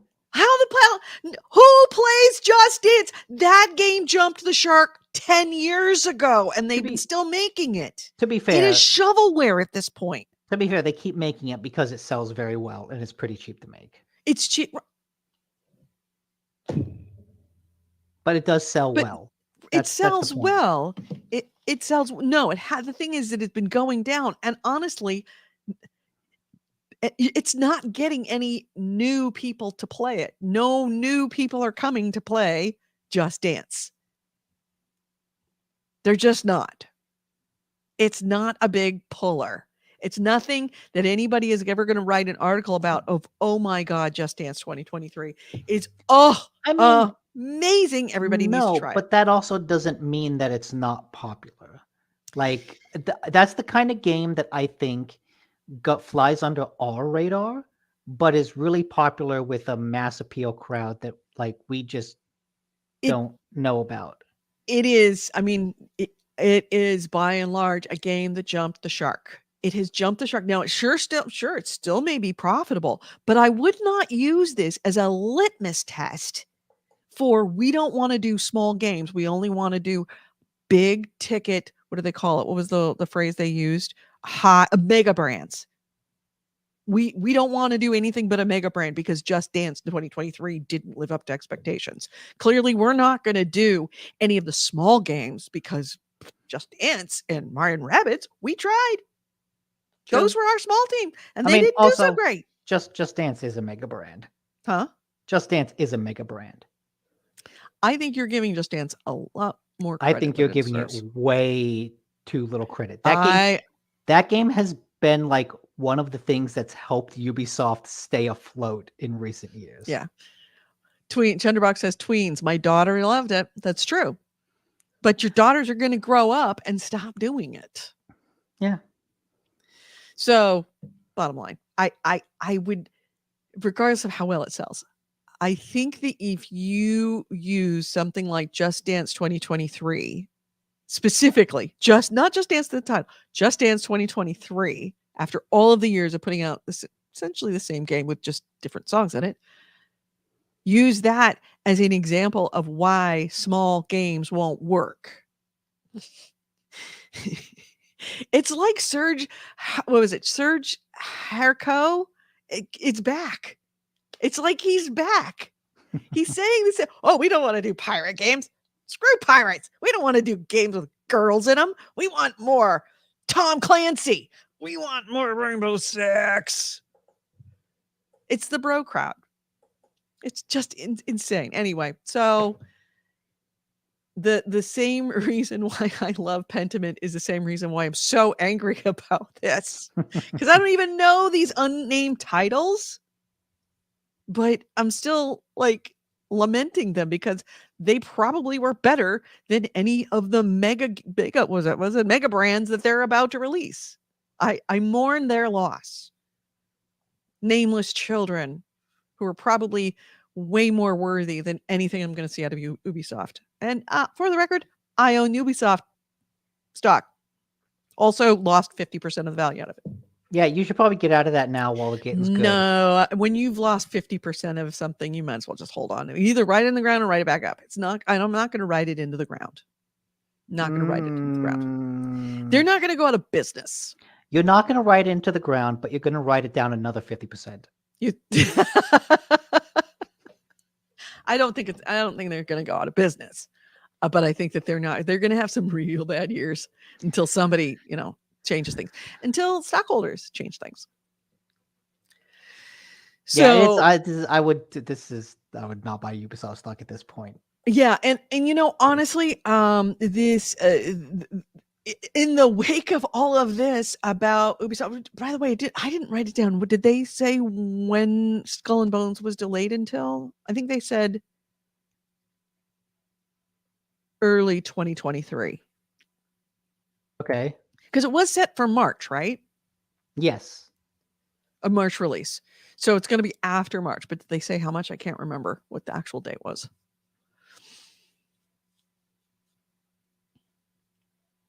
I'm trying to look it up. Anybody in the chat room know? I'm sure. I mean, you probably heard this news. I'm not the person breaking the news to you. Oh, it's been delayed to a 23-24 release window. Oh, okay. So yeah, and this was a game that I thought was like all but done. They'd had beta testers who said it was really good. But look, when you have a game with the troubled development it has, they don't want to release it. I really think that Serge Hascoët, that's it is Hascoët. Serge Hascoët is probably may not be on the payroll, but he's pulling strings. Because this sounds like somebody trying to stop Skull and Bones from coming out. They don't want Skull and Bones to come, even though it's a finished game, even though it's ready to go. They don't want it to come out on principle. Well, the truth is, I imagine it's just not very good. And a lot of people that played the beta was like, "This is really good." I don't believe that. Stellar review. I don't. Look. That's fine. I don't believe we talked about it on this show. I know a lot of the beta testers, they really couldn't talk, but the ones that could kind of were saying it's really good. Yeah, but I don't believe him at this point. I think Ubisoft sees it, knows it's not going to be a big hit. And they're trying to make it into something that will be a big hit, but it's just sinking resources because they have to put it out, right? They have a contract with the South Korean government. I think that's what's being developed. Indonesian government. Indonesian government? Okay. Because it's being developed in Indonesia. It has to come out. And so they're looking at this turd going, we need this turd. this turd is going to be put on our mantle. We need to put a lot of work into shining it up. And they just keep trying to shine it. I don't think it's a turd. I really, really don't. I don't think. Nick, you and I actually had conversations about people playing the I beta know. test and saying how good it was. And then they delayed it. I think somebody does not want it released because of I don't. that. That sounds way history. too. That sounds The way bro, too the bro crowd conspiratorial. are sinking the ship intentionally. No. They're putting holes in it. That's way too conspiratorial. The truth is always the simpler thing. Nothing. And the simpler Nothing truth past it. is Where's that my it's just tinfoil not hat? a good game. I put nothing past Ubisoft, honestly. No, the there's simpler no truth depths to those. is I keep that on having what like they have, water what they've references shown, here. what they There's put no out depths. is a very curated slice of gameplay.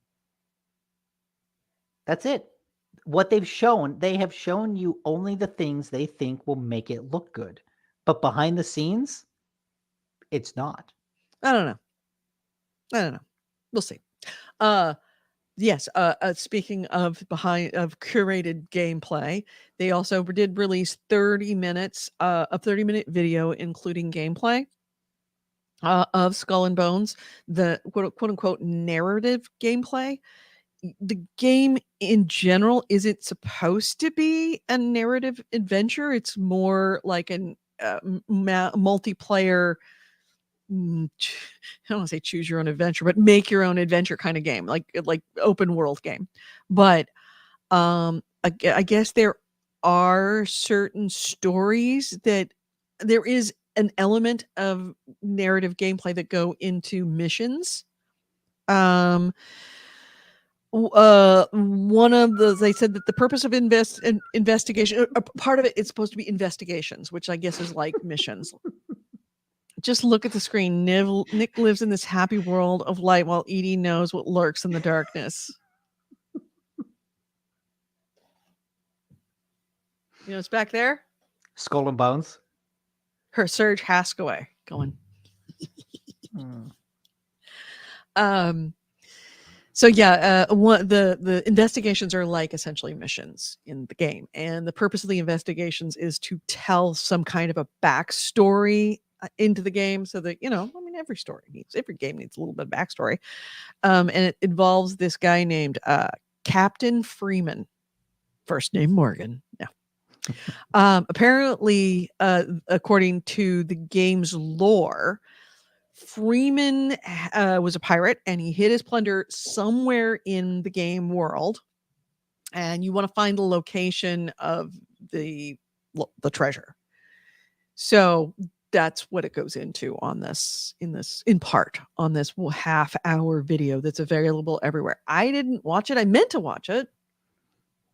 So I was playing Pentiment and forgot. I watched some of it before the podcast. It looks okay. Yeah. So yeah, that's a thing. And yeah. A lot of games canceled. And one of them was really good. A couple of them were probably really good games. And if Ubisoft wasn't legally forced to put out Skull and Bones, they wouldn't be.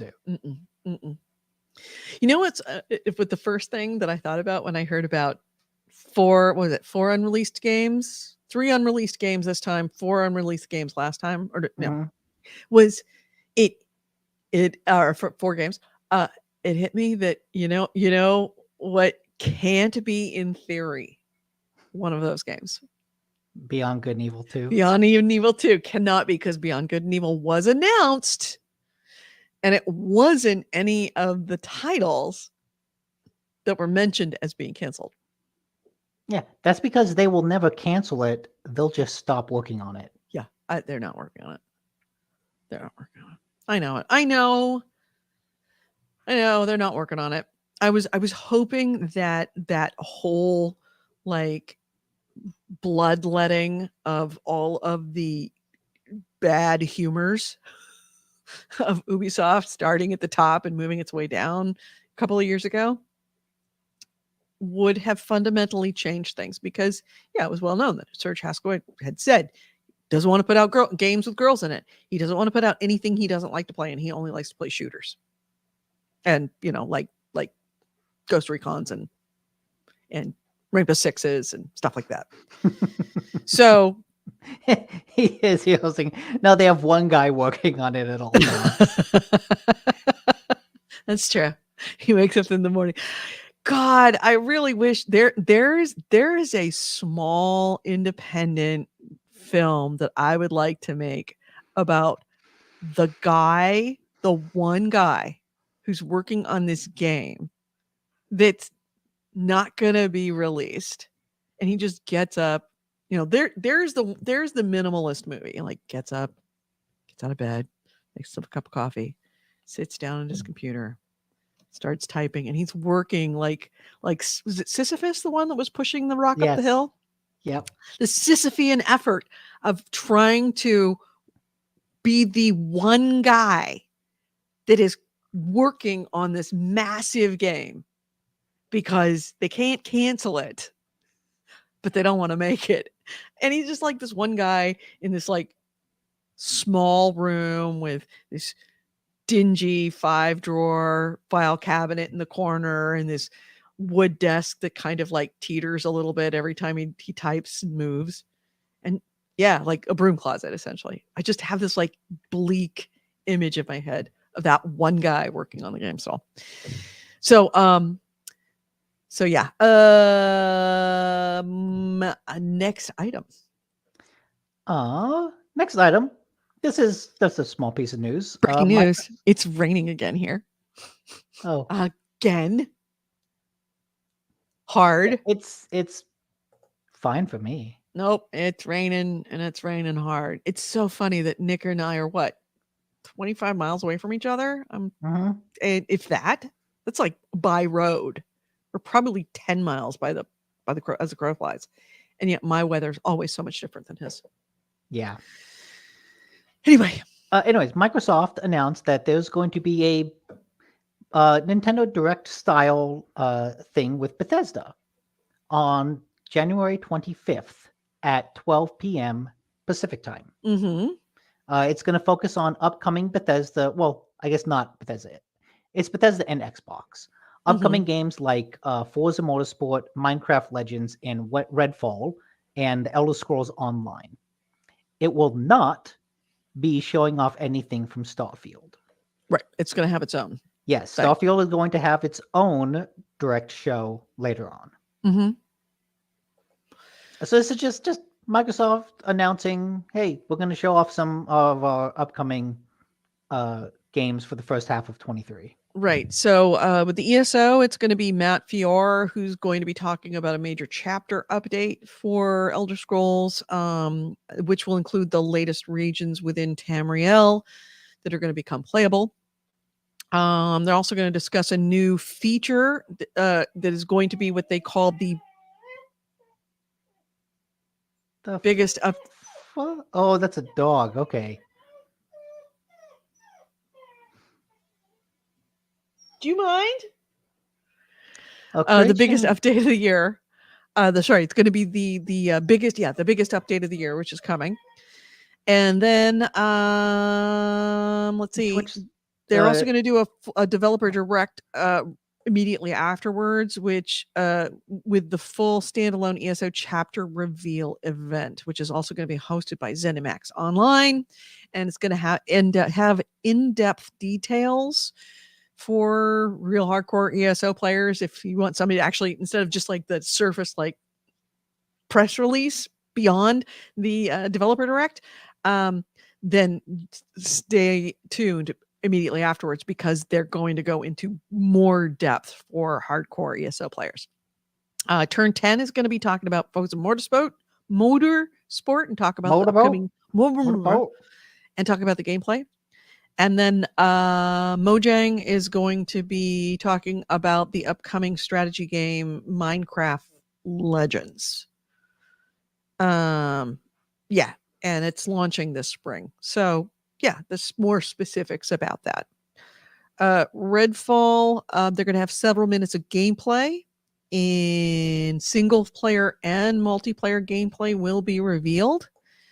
talking about how you're going to take down the vampires in Single Redfall, player. Massachusetts. I didn't even know that had single player content. Single and multiplayer gameplay will be revealed. Period. Hmm. So they're going to have information about combat, customization, bosses, the open world, and a bunch of other stuff. So yeah, it's going to be available on Twitch, on YouTube, as well as the Bethesda, the Xboxes, the Xbox's Twitch, Xbox's YouTube, Bethesda's Twitch, Bethesda's YouTube, and again, it kicks off on what was it, 25th? What day of the week is that? At noon on Pacific time, 3 p.m. Eastern. 25th is what day of the week? It's 10 days from now. That is a Wednesday. So yay. Cool. I will not be able to watch that. I'm going to be in the office because I have to be on my best behavior since my last 2 weeks of work before I leave. And you leave classy. Always leave classy. Yes, you can ask yourself, what are they going to do? Fire you. But you shouldn't act like, what are they going to do? Fire you. Let's see. Chaos says, hey, just got here. Sorry if this already got brought up. On Twitch, it says Rainbow Extraction. Oh, yeah. Can you swap the Jane? Yeah, Really? I guess it shows us as playing Rainbow Six. Oh, Twitch. yeah. Sorry about that. Thank you. I can change it. So, why don't you go for the next one? He's while right. I go. This is a totally accurate battle simulation between the two of us. You want to change? I'm going to change this. Will you let me change this? We've had totally accurate battle simulator in the tags forever, it seems. No, that can't be true. It's, oh yeah, it does say that, doesn't it? Let's see. And the category, we're changing the category. I was spish. Okay, well, in simple news, there's a Friday the 13th puzzle game on Steam that is going to be taken off Steam on January 23rd because I guess they didn't get to renew their license with Friday the 13th, which just kind of sucks for them that you get a license, you make this game, but then if the license holder doesn't renew that license with you, it's like, well, that game just goes away. So that really sucks for them. But if you buy it before January 23rd, you will have access to it. You'll be able to keep it. It's not going to be deleted. It will stay in your library. And also, this puzzle game is from the creators of Slayaway Camp, which is a really, really great title for a game. It's a great title for a game, and it's also a really, really wonderful, like, slasher love letter puzzle game. So, and this Friday the 13th killer puzzle game was based off of Slayaway Camp. So if you lose access to this, that sucks, but Slayaway Camp will remain, and you should play that game because that game is awesome. Okay. I played on Switch, and it's a delicious little puzzle game. It's never a bad idea to get a game that loses a license and can no longer be sold. Yeah, just to have it on your console because you could sell your console because of it. I mean, if you had PT in this game, just collect games. Yeah, Acer says the first 8 episodes of the game are free right now, so all the more reason to grab them. Yeah. Let's see. My first item that's like all my own, all by myself. This kind of plays into the whole thing with the D&D only because I discovered this while doing research about the whole D&D thing, trying to get the lowdown on it. And this comes to me via Legal Eagle, who did a legal analysis. By the way, if you're interested in that whole thing from a legal perspective, everybody else is kind of talking about the same thing. He talks about something else different, and that is copyright law and trademark law and what rights do Wizards of the Coast really have? No matter what they wrote, what kind did they have based on legal precedent? It's very different. So, but I found this out at the end of his episode about that, is that Richard Hogue of Hogue's Law. Now Hogue Law. I've mentioned him a number of times. I've referred to him a lot of times over the Activision Blizzard shit show. He's known for doing his very in-depth analyses. He shortly after Christmas suffered a stroke, not just a small one, a big one, a hemorrhagic stroke, which means that it exploded in his brain. They got him to the emergency room. He was put in the ICU and immediately went into the operating room. So he had brain surgery, emergency brain surgery, to relieve the pressure. And he's currently still in the hospital. According to his family, his sister, who has written pretty in depth of what happened and where he is right now, on his I wrote Patreon launch. It's not Patreon launch. It's a GoFundMe that was launched on his GoFundMe page. That he is awake. He is still in very serious shape, but it looks like he's out of the woods for the most part as far as dying. However, it is going to be a very, very long recovery, because not only did he have brain surgery, he had a massive hemorrhagic stroke. So they said that his eyes are open. He did crack a joke. So there's that.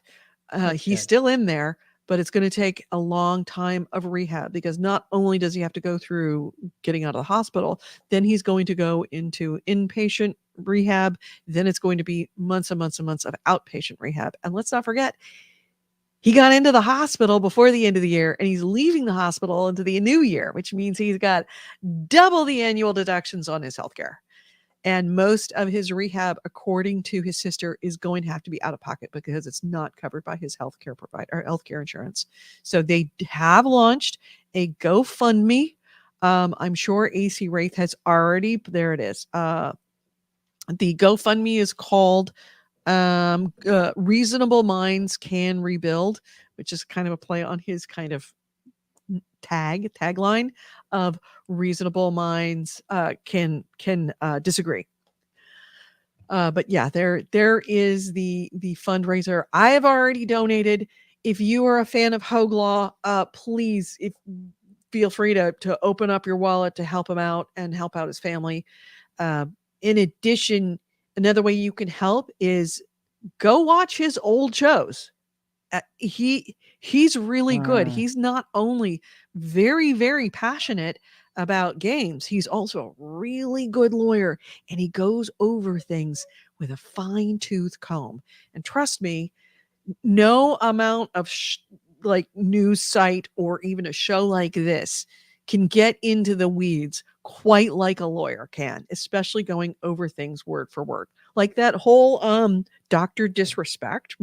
I know it that Blood Reaper watches him a lot. And his analysis of the whole Dr. Disrespect thing with the against like Twitch, that whole what was it? What did he do? It was essentially the whole process of like lawsuits and being removed. He got banned, and then he went to YouTube. And all that's kind of it. all we know. So good. So good. Well, if you want to know what's going on, go watch his shows about the whole Dr. Disrespect, because he knows exactly what's going on, because he knows what it's like from the lawyer's perspective of what they're doing and why they're not saying things. He knows not only what they're saying and how to read it, but when they're not saying things, he knows what it means. So he's really good. So if you can find him, go watch him, please do. There is the analysis for sorry, that's it. Just moved on my screen.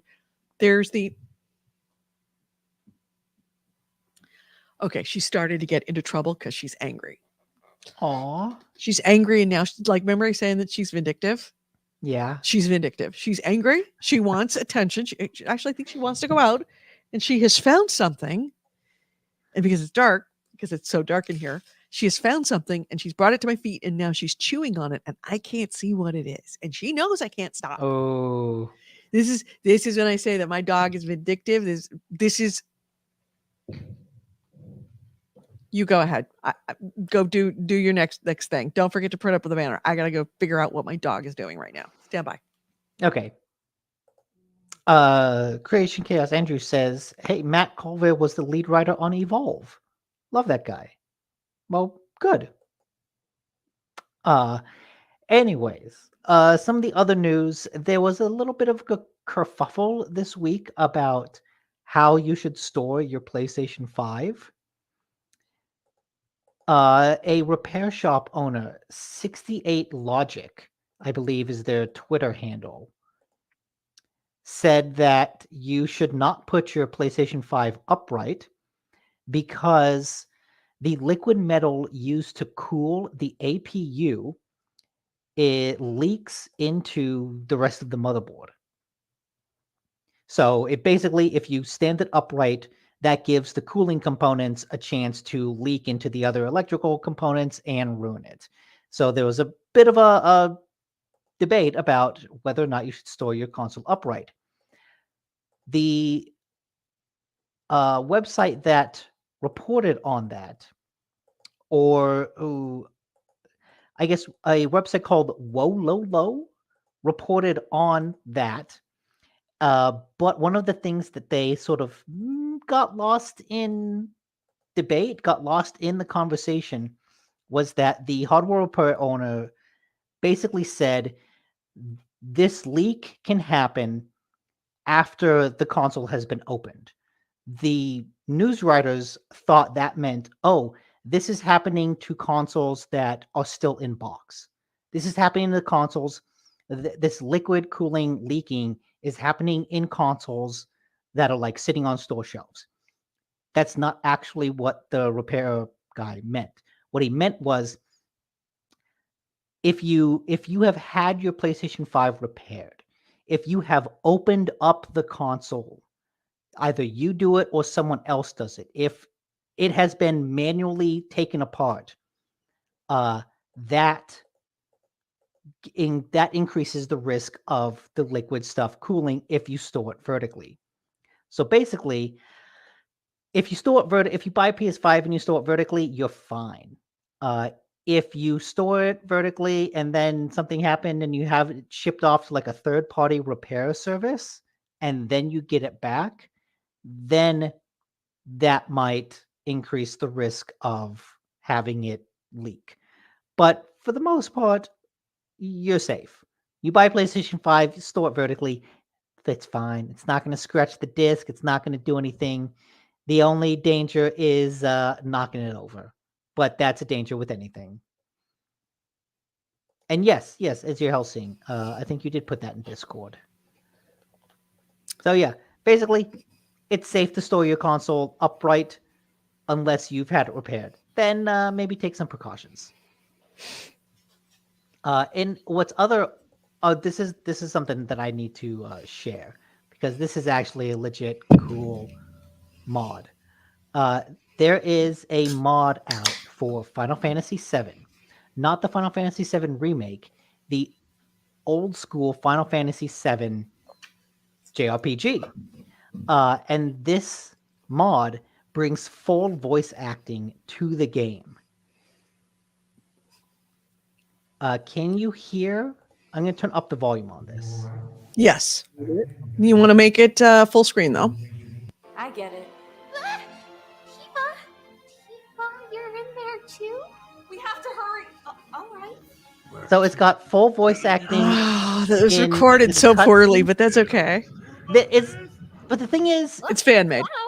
it's fan made, but face. also it's It's not pitch recorded black. that poorly. Sit your ass in Like the it's chair really and not that bad. drink The goddamn acting itself is actually pretty good. Ugh, Um, screw this. Move, the- I got this. The quality of the quoting Dance, is pretty asshole. good.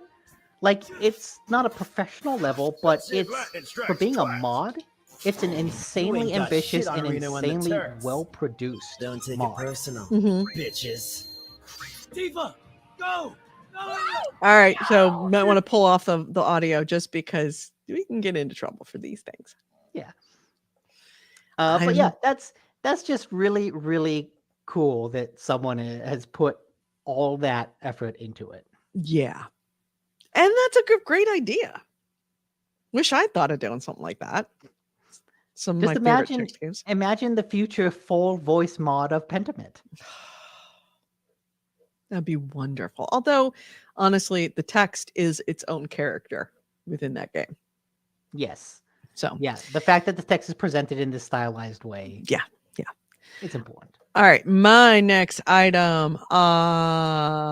Okay, that was a really cool like thing that happened based on an older game. Or on a fan favorite game. Let me introduce you to this week in stupid wastes of time. So the Resident Evil 4 remake is coming out.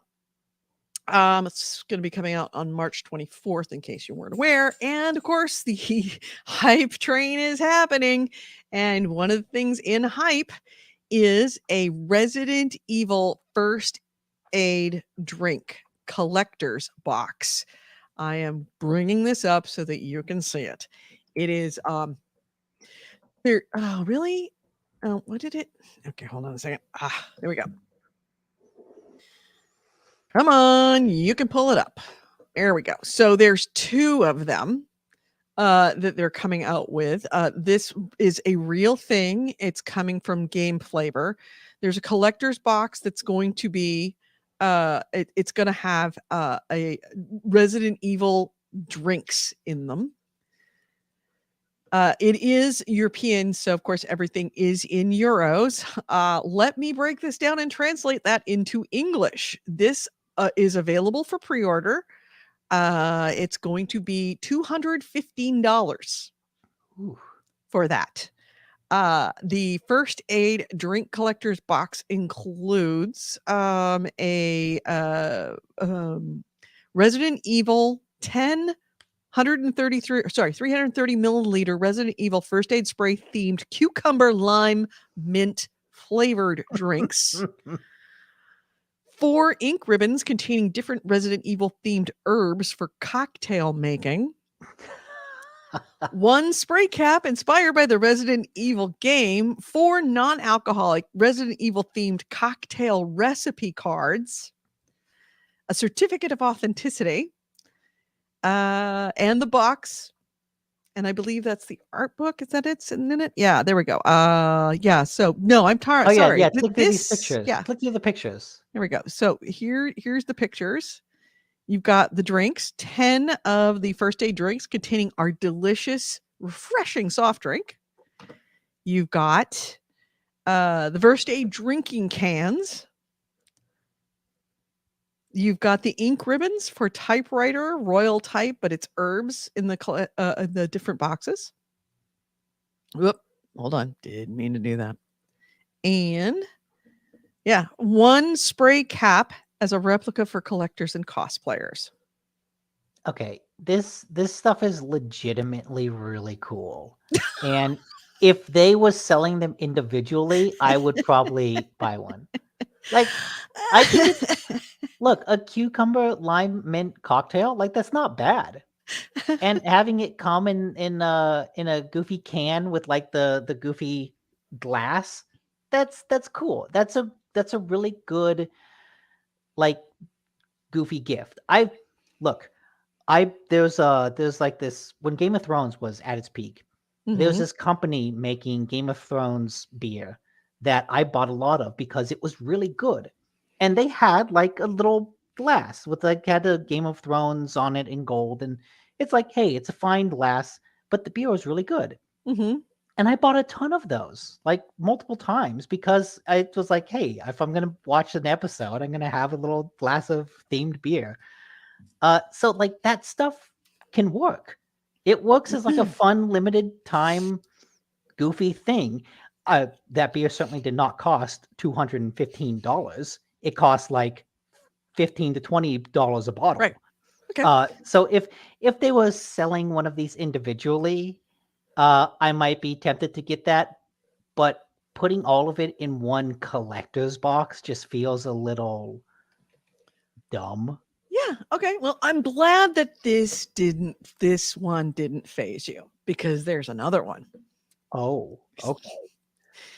If that's not enough for you, if you really Look, want to go even deeper. Okay, like I'm all for drink tie-in things. Like Mhm. I think that's a cool, goofy idea. So this one's $200. There's another one that is the special edition, and you are reading that price right. Is it? That is Oh. $900. No, it's 900 euros. That's No, 1,000 euros. No, it's it was. Oh, that's funny. It was 840 euros just a little while ago, and they've put it back to 999 euros. Oh, geez. So yeah, that is let's see, 840. Yeah, that's $1,000. That's $1,000, which is the same thing, Oh, Jesus. but you're reading it, right? You're reading it. Mhm. In addition to all of those cool things that Nick was so impressed with, it is numbered. It's one of 4,150 uniquely numbered boxes. You also get a high quality replica of the first. No, that's the game storage box, a high quality replica of the box, and unique NFTs that are metaverse ready for $1,000. Which metaverse? I don't know. That's what they're saying. Also, it looks like the only The difference unique between NFTs are ready for the metaverse. it looks like the only difference between this box and the other box are the box and the NFTs. Yeah. And that's These a are the only difference- two difference. And that's and a that is difference of how many dollars? $800 difference. Are you offended yet? I mean, I'm just going to keep ramping this up until you're offended. Yeah, this like you know, I just think it's so funny. It's like, this isn't bad. This isn't bad. This isn't bad. Oh, this is No, bad. the dumbest thing is like, look, goofy drink tie-ins are like a perpetual moneymaker, It's a steal. right? It is a steal. But no, like Stealing money from you. if they just sold like a can of lime mint cocktail shaped like a Resident Evil thing, that's something that's relatively affordable. You go through it, meaning you use it and you can buy it again. That's a thing you could keep selling over and over and over again. This is whale hunting. That's what this is. It's whale hunting for collectibles, but it's taking something that you could sell over and over again rather sustainably and maybe have like a consistent source of minor profit and replacing it with, let's see what suckers will pay $1,000 for a box. You know what this is called? You know what you're describing? Whale hunting. A cash grab, Yes, that too. aka a scam. Like the thing is, Resident Evil based cocktails is a really goofy thing that I would totally buy into. I'm enough of a fan of Resident Evil. I'm enough of a fan of drinks. I would totally pay like 15, 20 bucks for a Resident Evil themed cocktail. I think that is absolutely fine. But trying Vice to says he's not angry, just disappointed. Were you disappointed at the $200 one, or you were disappointed at the $1,000 one? Anyway, I'm sorry. Keep going, Nick. Yeah, like look, like AC Ray said, if Bethesda made a deal to sell Nuka-Cola themed soda, Like you in the would- stores, you would buy one. we would even buy if, it. even if it was just online, Right. admit it, Just you would order some. Get with Coca-Cola, do a branding deal, issue it even, limited time only. Just change Look, Coca-Cola to look, to Nuka-Cola. I would absolutely be buying Nuka-Cola, Look, and I'd be you putting don't- it in away for posterity. You don't even need to make a deal with Coca-Cola. Make a deal with RC Cola. Like no one's buying it for the cola. That's true. Yeah. But some Jolt. Just make it Jolt Cola. Jolt. Some off-label cola brand. We would buy it. We would buy it. It's Yeah, so Bitter says dumb, I'd buy Nuka-Cola. I would. right? It's And so if it dumb was to half take- decent, I would continue to buy it. It's so frustrating to see like what is a potentially renewable source of income replaced with a stupid cash grab. Mm-hmm. Yep.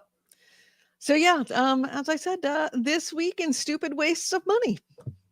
Oh, I wrote RE6, it's RE4. I was thinking Rainbow Six in my head. You know what I meant. You know what I meant.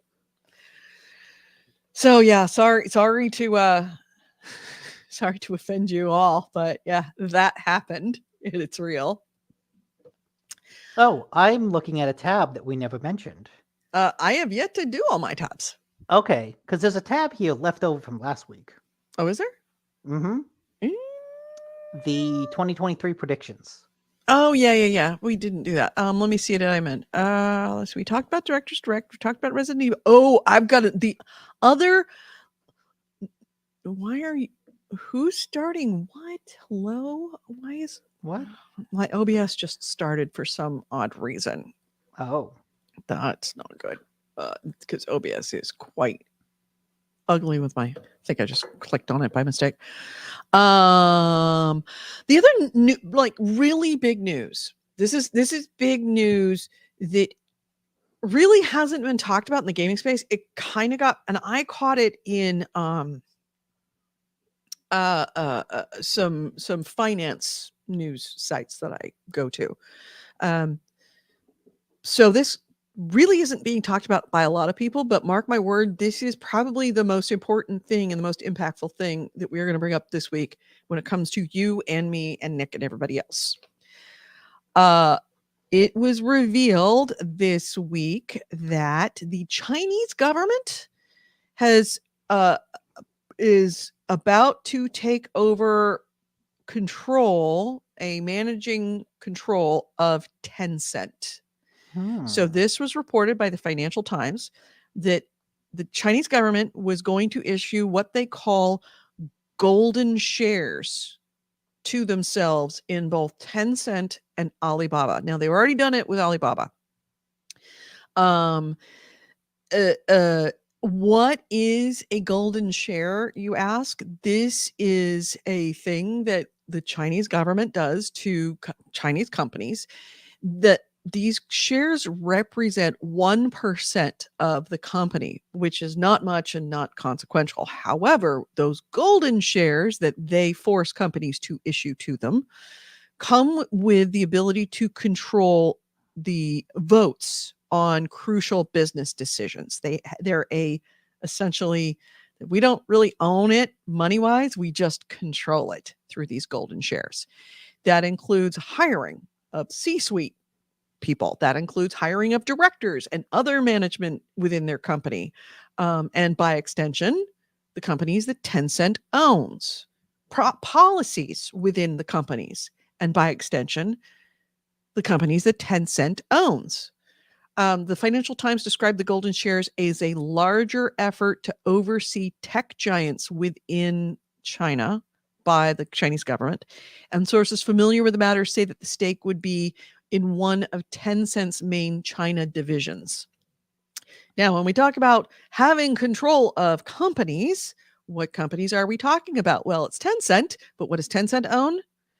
100% of Riot, 40% of Epic, 11.5% of Bluehole, which is PUBG, 5% of Ubisoft, 5% of Activision Blizzard, 80% of Grinding Gear Games, which is Path of Exile, 84% of Supercell, which is a mobile games company. They do a bunch of games, including Clash of Clans.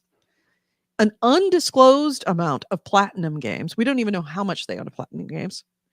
And a bunch of other small games and apps. And, one of those small games and apps that is an undisclosed amount of ownership, but they did provide $158 million of funding. So we don't know how much they own, but they gave them $158 million, is Discord. And of course, we don't know how this is going to affect Tencent's gaming business, much less its communications business like Discord. And also remember that they just acquired Skybox Labs, which does Halo Infinite and is working on projects with Minecraft. So the Chinese government now is going to have not a major interest financially, but a controlling interest in Digital all Extremes, of those companies. Oh, yep, Digital Extremes. It's going to have the ability to control all of those companies, the business decisions.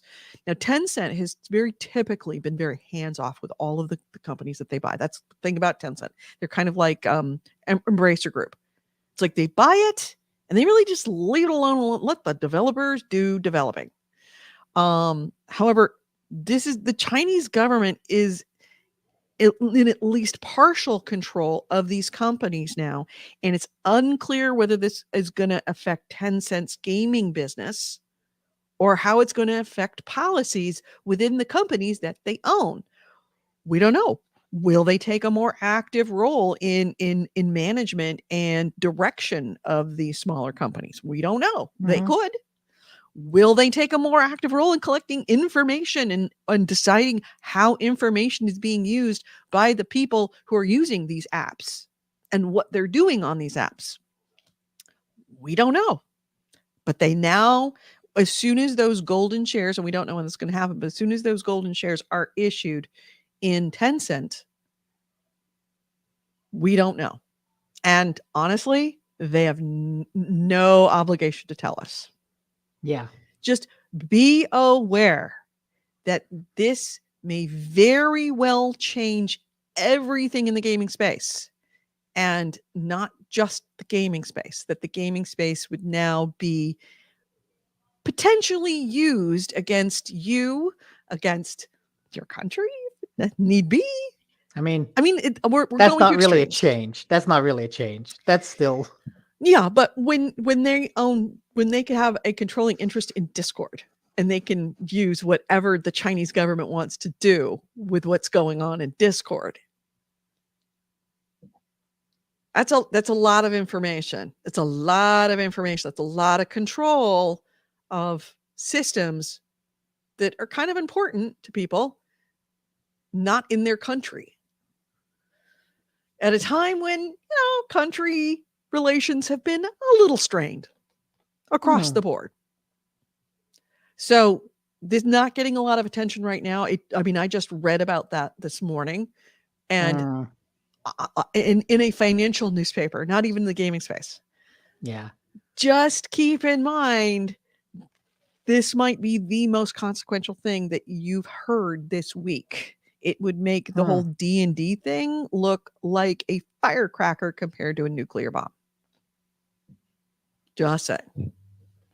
And no, I'm not being conspiracy theorist. I'm being that there's a foreign country, the actual government of the country, that will own, and I should say that will have a control of companies not in that country that are actually very instrumental to deal with,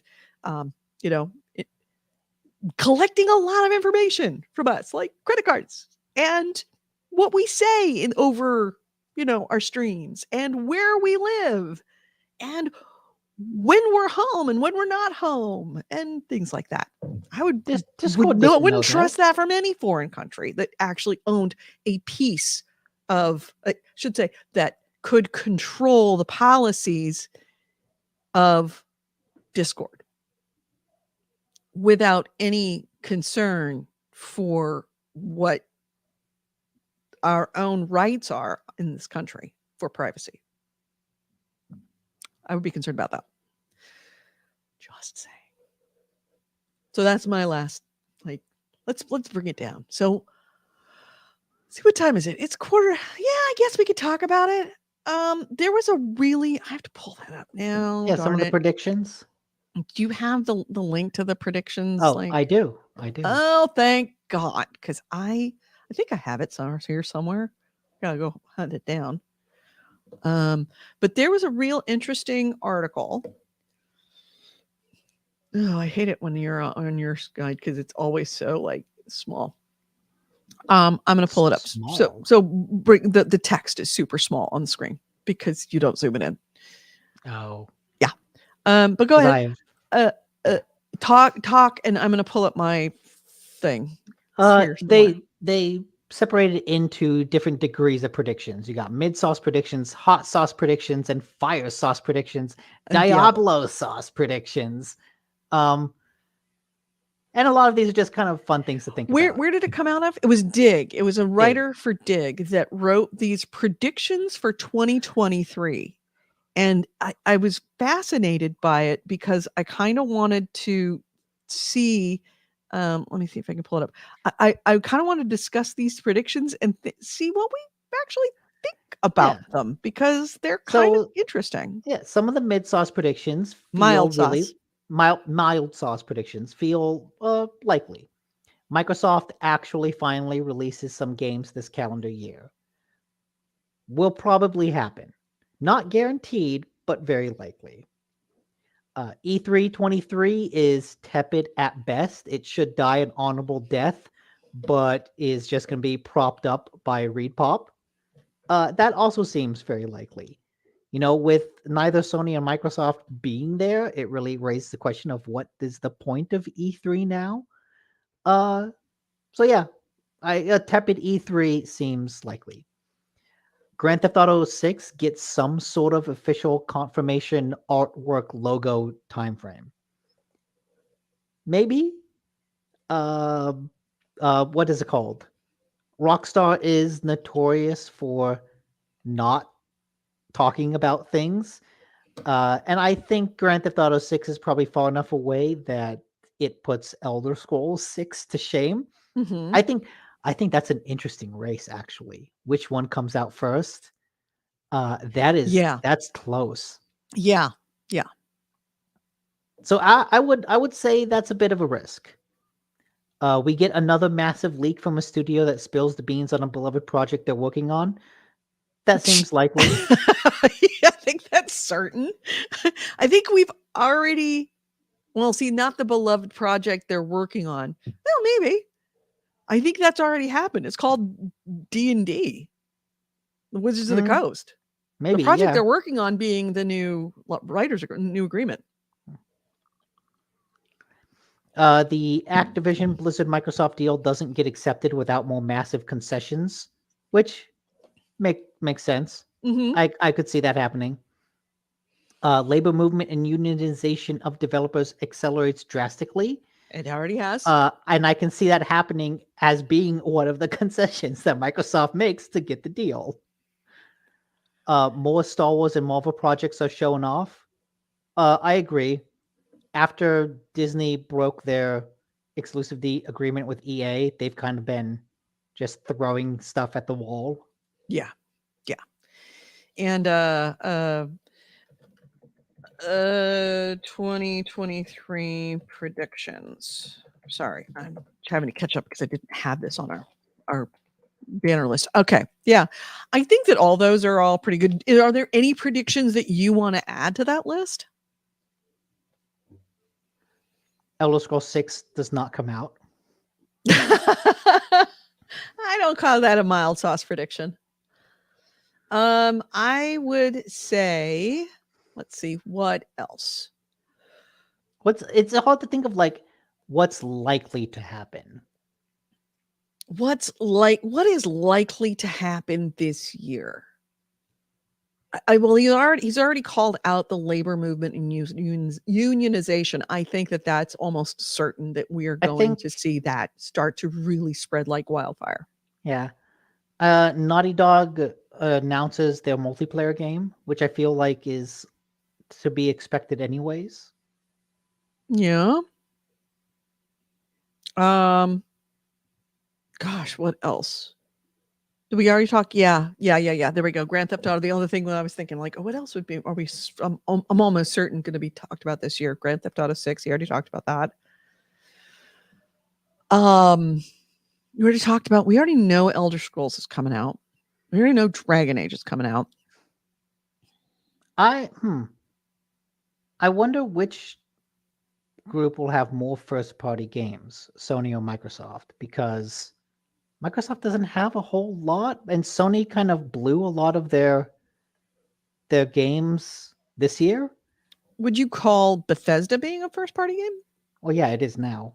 Yeah, that's what I mean. It's I think Microsoft has a lot of first-party games coming out because Microsoft has a lot of studios. If you count those studios being first-party, if you're talking about Microsoft studios, I don't think you're going to have that many.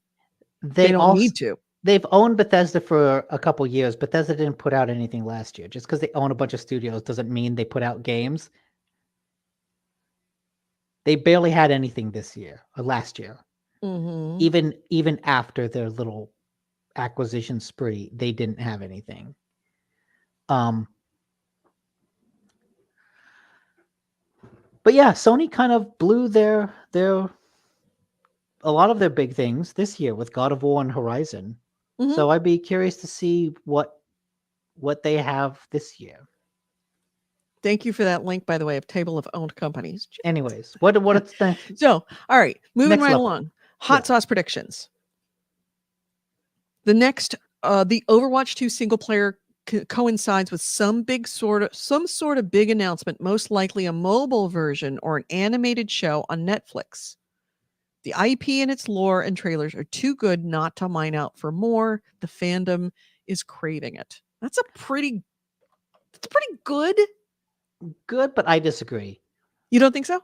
I think Blizzard is in such disarray at the moment that they can barely get a game together, let alone shipping their IP off and making a show or another mobile version. Here's why I think, and it was a story that I didn't talk about because I thought, okay, we're already too deep in the weeds of what's going on with Chinese companies, is that the Chinese division NetEase, who is They did the Diablo licensor, Immortal? huh? What was The that? licensor for Diablo Immortal. Right, the licensor for everything Blizzard over there in China. They have fired their entire Blizzard gaming division. The World of Warcraft gaming division. I think they only have they had several dozen, maybe 100 people. And they fired everybody but just a handful of people dealing with customer service as they shut down the service in China. Everything everything Blizzard in China is going away. So I think this is actually more likely. We talked about that. Yes, we that did. everything Blizzard is going away except for Diablo Immortal. Except for Diablo Immortal, because they're a partner in it right now. Right. Mm-hmm. But I think that is more likely now because Blizzard is about to lose a big chunk of its business with losing China. A big chunk of its business. I think that they're going to be looking to branch out in ways that aren't necessarily dependent upon the Chinese market. And one way to do that would be to branch out into, expand their business in other markets, particularly American and English speaking markets and European markets. And to do that, the best way to do it is write a Netflix show. Speaking of which, another thing I meant to talk about this week. God dang it. The Witcher Blood Origin. Holy crap. Yeah. Did you watch it? The hate. I haven't watched it. Okay. The hate. The universal despisement of this I show. thought it's bad. And did we talk about that? About Henry Cavill? About how they were saying that Henry Cavill was so abusive to the writers, blah, blah, blah. And he was such a horrible person. And what? No, he wasn't abusive to the writers. It's that the writers were changing the story and he didn't like it. Exactly. But they came out with charges that he created a toxic environment. And then all of a sudden now, and he's like, look, I don't, there was an understanding maybe it was toxic. And maybe he was just pushing back because they were changing the show. And then Blood Origin came out, and then you realize, oh God, there really is bad. They really don't like the source material. They really don't like the source material. In fact, there were reports that some of the writers were actually laughing at the original source material, telling everybody how bad the original books are. And essentially, the hate, the universal hate that is coming out of it. And then the showrunner is now saying that Henry Cavill mobilized his nerd army to create this toxic backlash because they fired him. And it's like, no, there's nobody in Henry Cavill's army. The show is bad. Let me show you why. But they don't care. They're they've already labeled us as, toxic gamers just it's gotten real ugly. But anyway, that's a whole other conversation. We've just gone Yeah, off on a tangent. I didn't see any of that. Oh, Uh, yeah. That's all additional happening. That is stuff. absolutely happening. Yeah, right now on Rotten Tomatoes, it is the worst rated series ever in the No, history of Netflix. No, I heard that, and like I believe that because Blood Origin is not just like, oh, nerds don't like it. No, I've just read generally bad reviews by Right, people that because it's have generic and well, it's a badly written fantasy show. yeah, that has nothing to do with the other drama around The Witcher. Right. It's And then just on top of it, it actually craps on all of the Witcher lore, yeah. which But I it's didn't like I didn't it's two different sins, but it all adds up. And but the showrunners are saying that it's Henry Cavill's army just coming out and causing hate yeah. and review bombing it, No. which is insulting to the audience because it means you're not listening. We're not telling you we don't like it because of Henry Cavill. We're telling you because it's bad and you need to listen to that. Anyway. So, new next hot sauce prediction is new Uncharted game is announced and gets a tie-in with the inevitable sequel to the film starring Tim Holland, which made way too much money. I would believe that because I know Yeah. they're working on a sequel to the movie. Yeah. Well, working on. And I know what's that studio? Naughty Dog Mhm. is working on stuff that they haven't announced yet. No, you've already gone out. Stop it. You don't even have to. Wow, the dog is actually really being weird today. So I could totally see them announce a new Uncharted game. I am down for a new Uncharted game. Yeah. I want something fun from Naughty Dog, not some like wannabe pretentious bullshit like Last of Us Part 2. Yeah. Yeah. Have you watched the show? No, it comes on tonight. Oh, it's tonight? Okay. Yeah. You have to tell me about it because I'm not going to watch it tonight. From what I've heard, it's very good. And I've heard it's very good. That first game is excellent. Mhm. I have no like problem with the first game. Second game is like kind of Mhm. The AC Ray says the Western shows I care about on Netflix are few and far between. Agreed. And granted, I they have pirate a lot them, of so good I shouldn't get a vote. Do not admit to your crimes. Come on. So let's see. The new Bungie IP gets some deets. Give us the deets, Bungie. It's true you're working on another sci-fi. Is it true you're working on another sci-fi space shooter? Yeah, I think they're working on something for Sony. No. We might get an announcement, but that whatever they're working on is not coming out. A very new, unexpected AAA delay happens to something we all swear was coming out this year. Our guess, Final Fantasy VII Rebirth or Armored Core 6. Sure. Wait, I think we've already had the unexpected AAA. Actually, no. Is the AAA Skull and Bones delay expected? Oh, that could be. I don't know if I'd call it unexpected. I could see Final Fantasy getting pushed. I don't know about Armored. Does FromSoft do Armored Core? They announced it.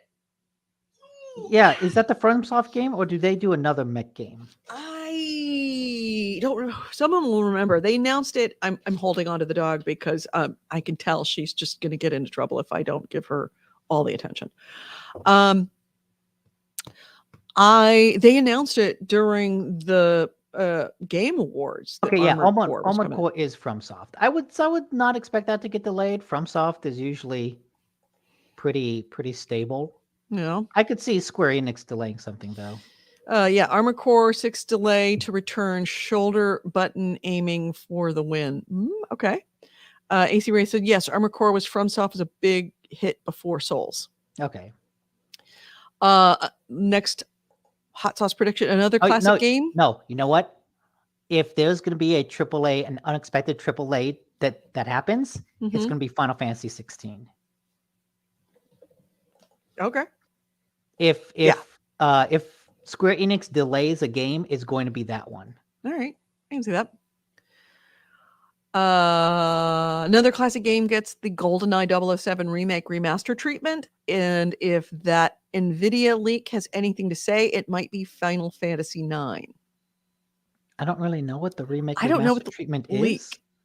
Yeah, I Yeah, also don't know about that leak. going back to, an old classic game and remastering it for current consoles, like we're bringing it back. You know what? I would like to play Final Fantasy IX again. I never played Final Fantasy IX. I remember it being good. I remember that was like the game that made everybody cry. That was the one that was like the peak experience. Really? Isn't that the one where that's the one where everybody goes, okay, this is the game that changed my life? I don't think so. Yeah. Maybe I don't know. maybe I'm that's not 10? not really up on Final Fantasy at all. I think I've barely played one. I mean, I barely played a game of Final Fantasy, not Final Fantasy 1. Nintendo finally reveals what they're working on throughout the year with their directs: Metroid Prime 4, Pikmin 4, a new Mario project, the Metroid Prime remaster, and maybe some Zelda Wii U ports. Sure. I have no idea what Nintendo does. They're a black box. They are. Let's see. Warner Brothers begins to sell off its studios after Hogwarts Legacy and Suicide Squad release, but holds on to NetherRealm for the lucrative franchise that is Mortal Kombat, for Mortal Kombat 12 and the movie sequel. This seems very true. There is a real interesting prediction. Because we all know Warner Brothers is strapped for cash. Mm-hmm. Selling a game studio is probably a good way to get some of that after they release their big tie-in games. Mm-hmm. But yeah, they don't want to get rid of Mortal Kombat because they actually have a movie sequel tie-in coming out. Right. I would totally see that happening. I'm trying to hold dog. She's just kind of, I don't know if you can see, she's just kind of parked herself here. Yeah, I see. That's adorable. She just wanted to, I'm just sitting here scratching her bottom, so we'll see.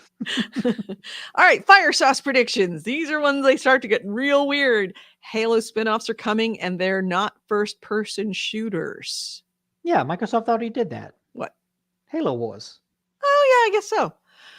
Gears of War gets the Marcus Phoenix collection, like the Master Chief one, but it isn't the Coalition doing it.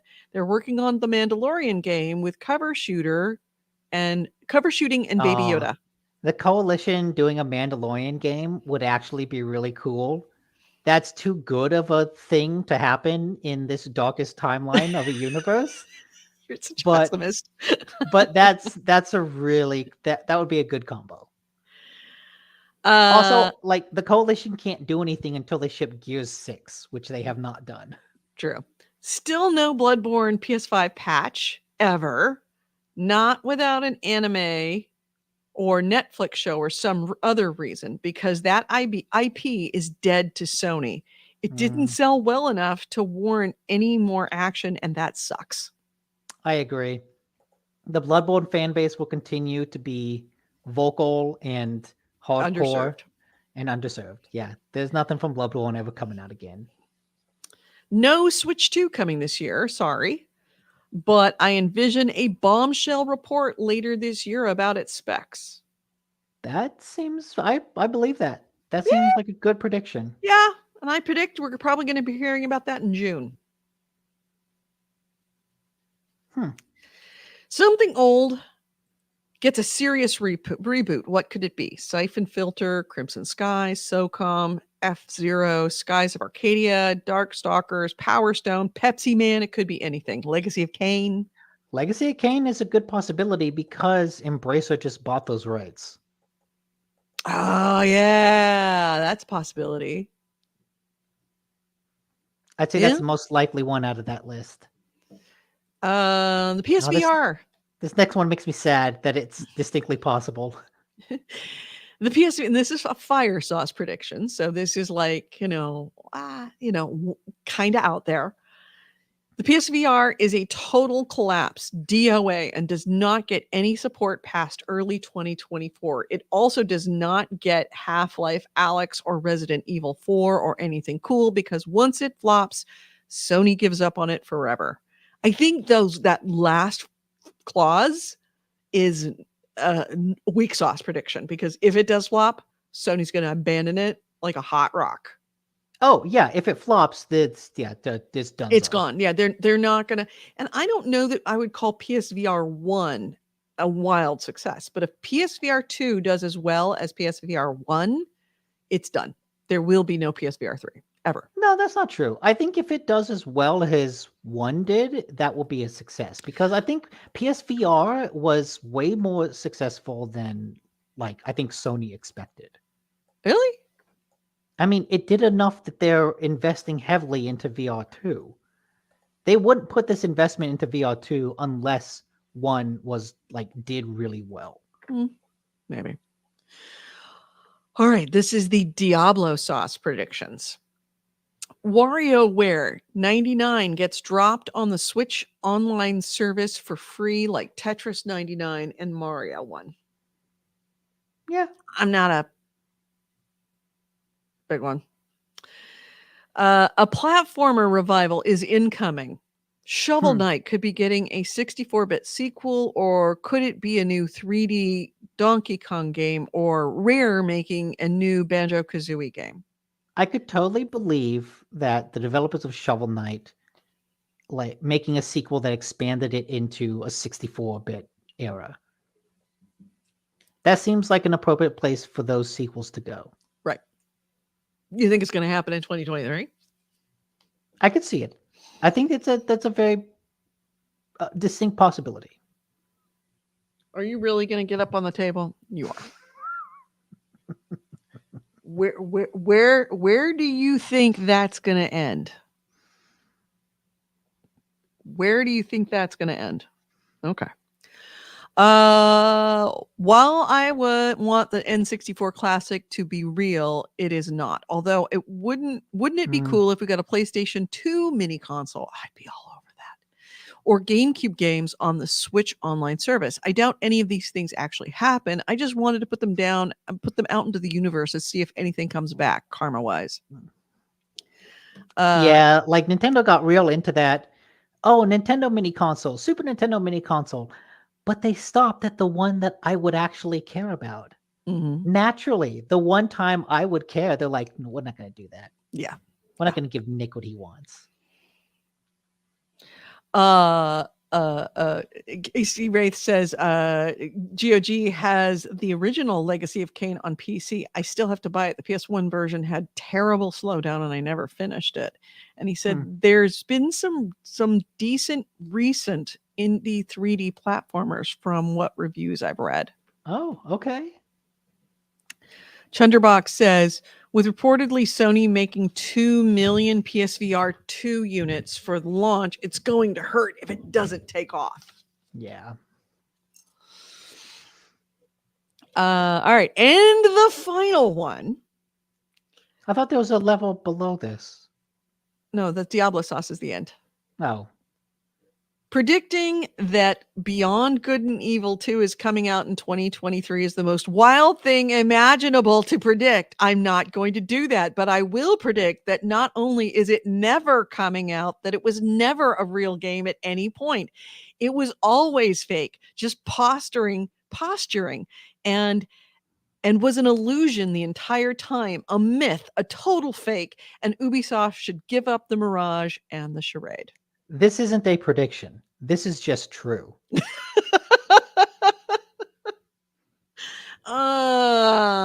have no idea how much that hurts me. I'm just going to play this in the background just to make myself feel better.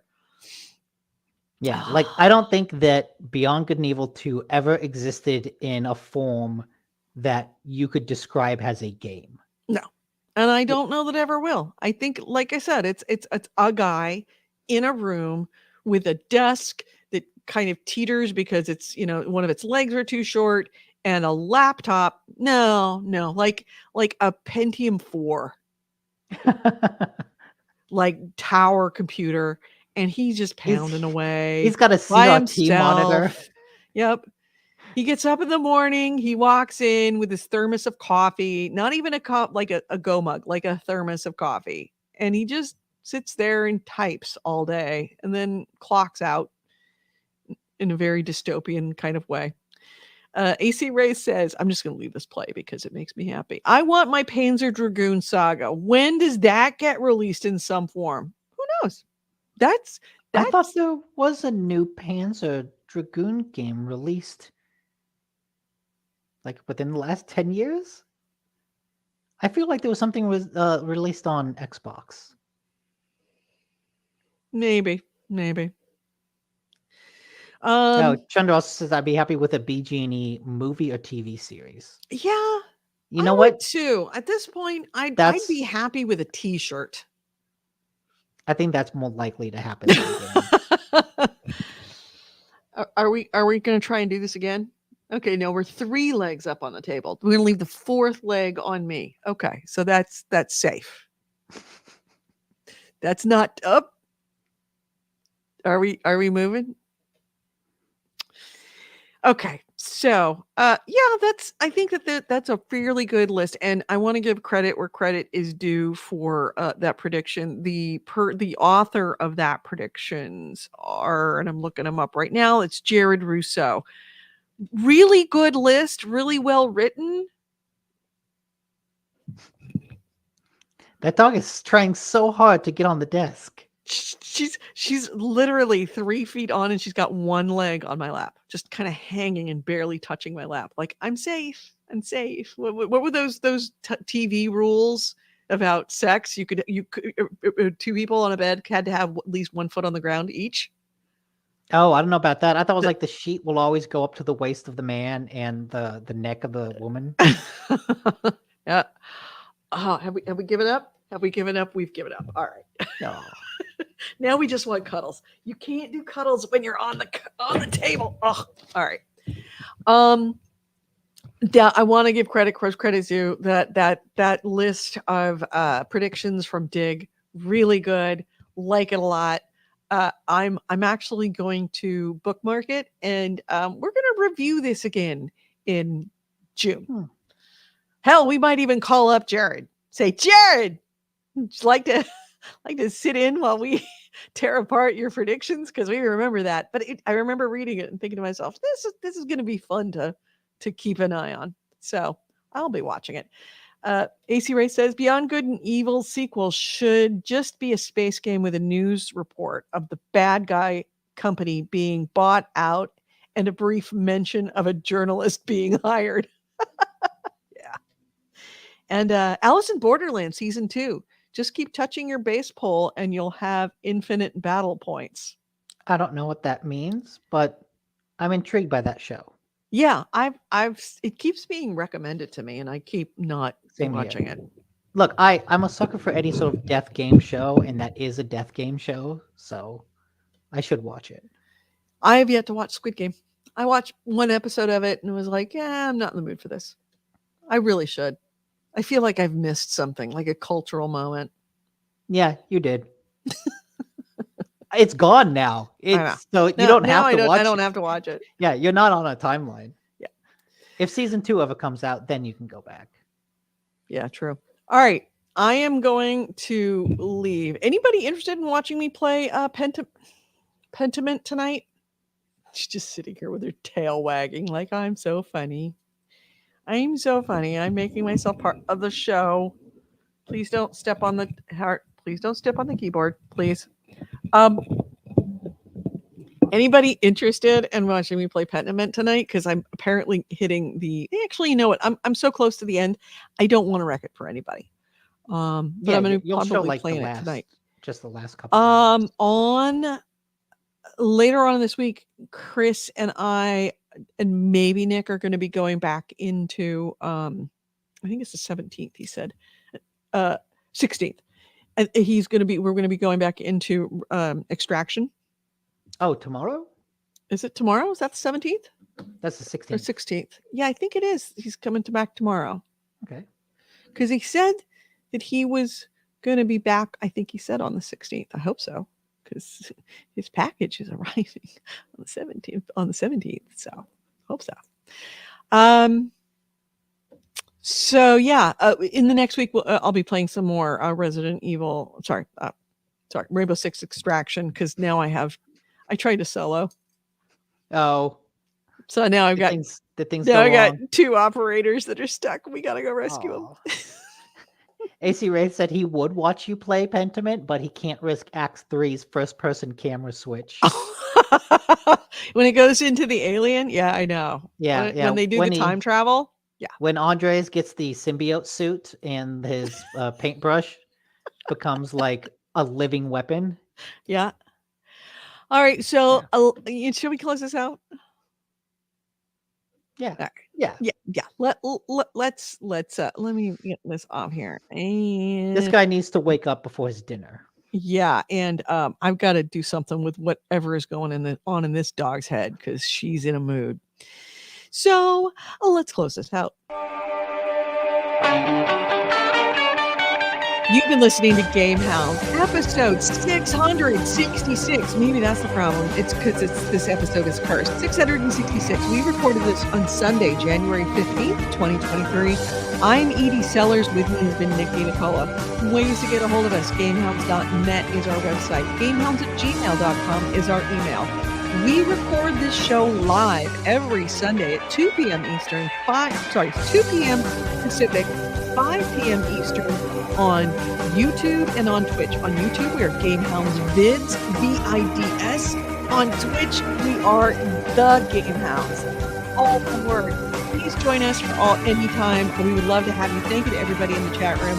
We had Chunderbox, we had AC Wraith, of course, who provides all the links. He is our link bitch. If we talk about anything, the link is in the comments or description area, the comment section or the chat of this show. So if you can't find something on the internet, go to the chat.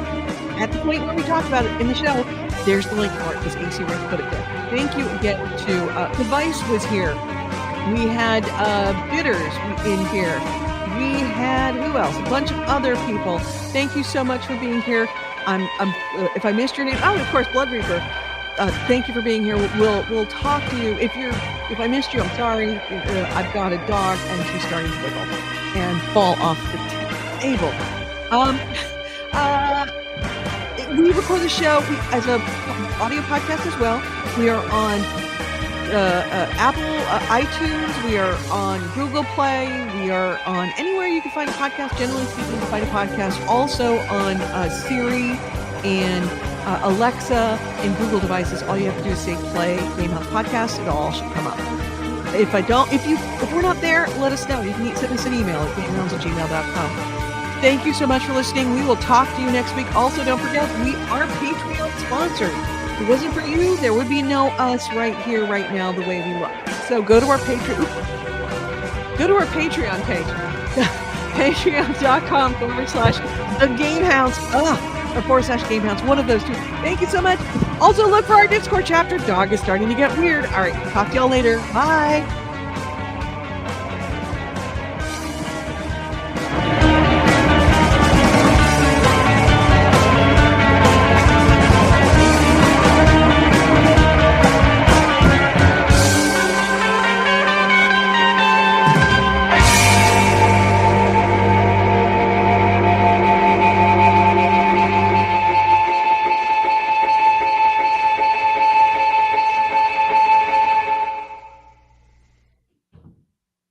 And we're out. All right. So we're still on the audio or the video.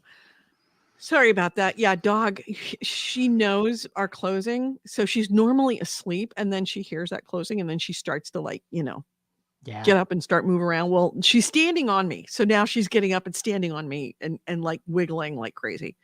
But now she's settled down. Now she's just kind of hanging out. Thank you for bringing up that Discord page. All right. No. Stay here. Sorry, you were going to say something, Nick? Oh, I like this new active puppy. I'm not a fan. She should make herself known on podcasts in the future. Mm-hmm. Hi there. Mia. Oh. Do you want a cookie? No, we're just upset because now I'm being held. Yeah. What were you going to say? Not a fan. Oh. Could pass on this. Take it or leave it. Preferred leave it. All right, everyone. Thanks so much for being here. Oh, wait, before that, you were going to say something? Oh, don't leave. I want to talk to you about Pentiment. I want to talk about some Oh, decisions okay. they made, but I don't want to wreck it for everybody else. So I don't want to, like talk amongst, the public. Everyone, talk to you probably this week sometime watching. Thank you for wagging your tail. Thank you. We'll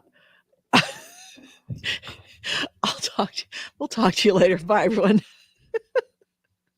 Bye. Weirdo.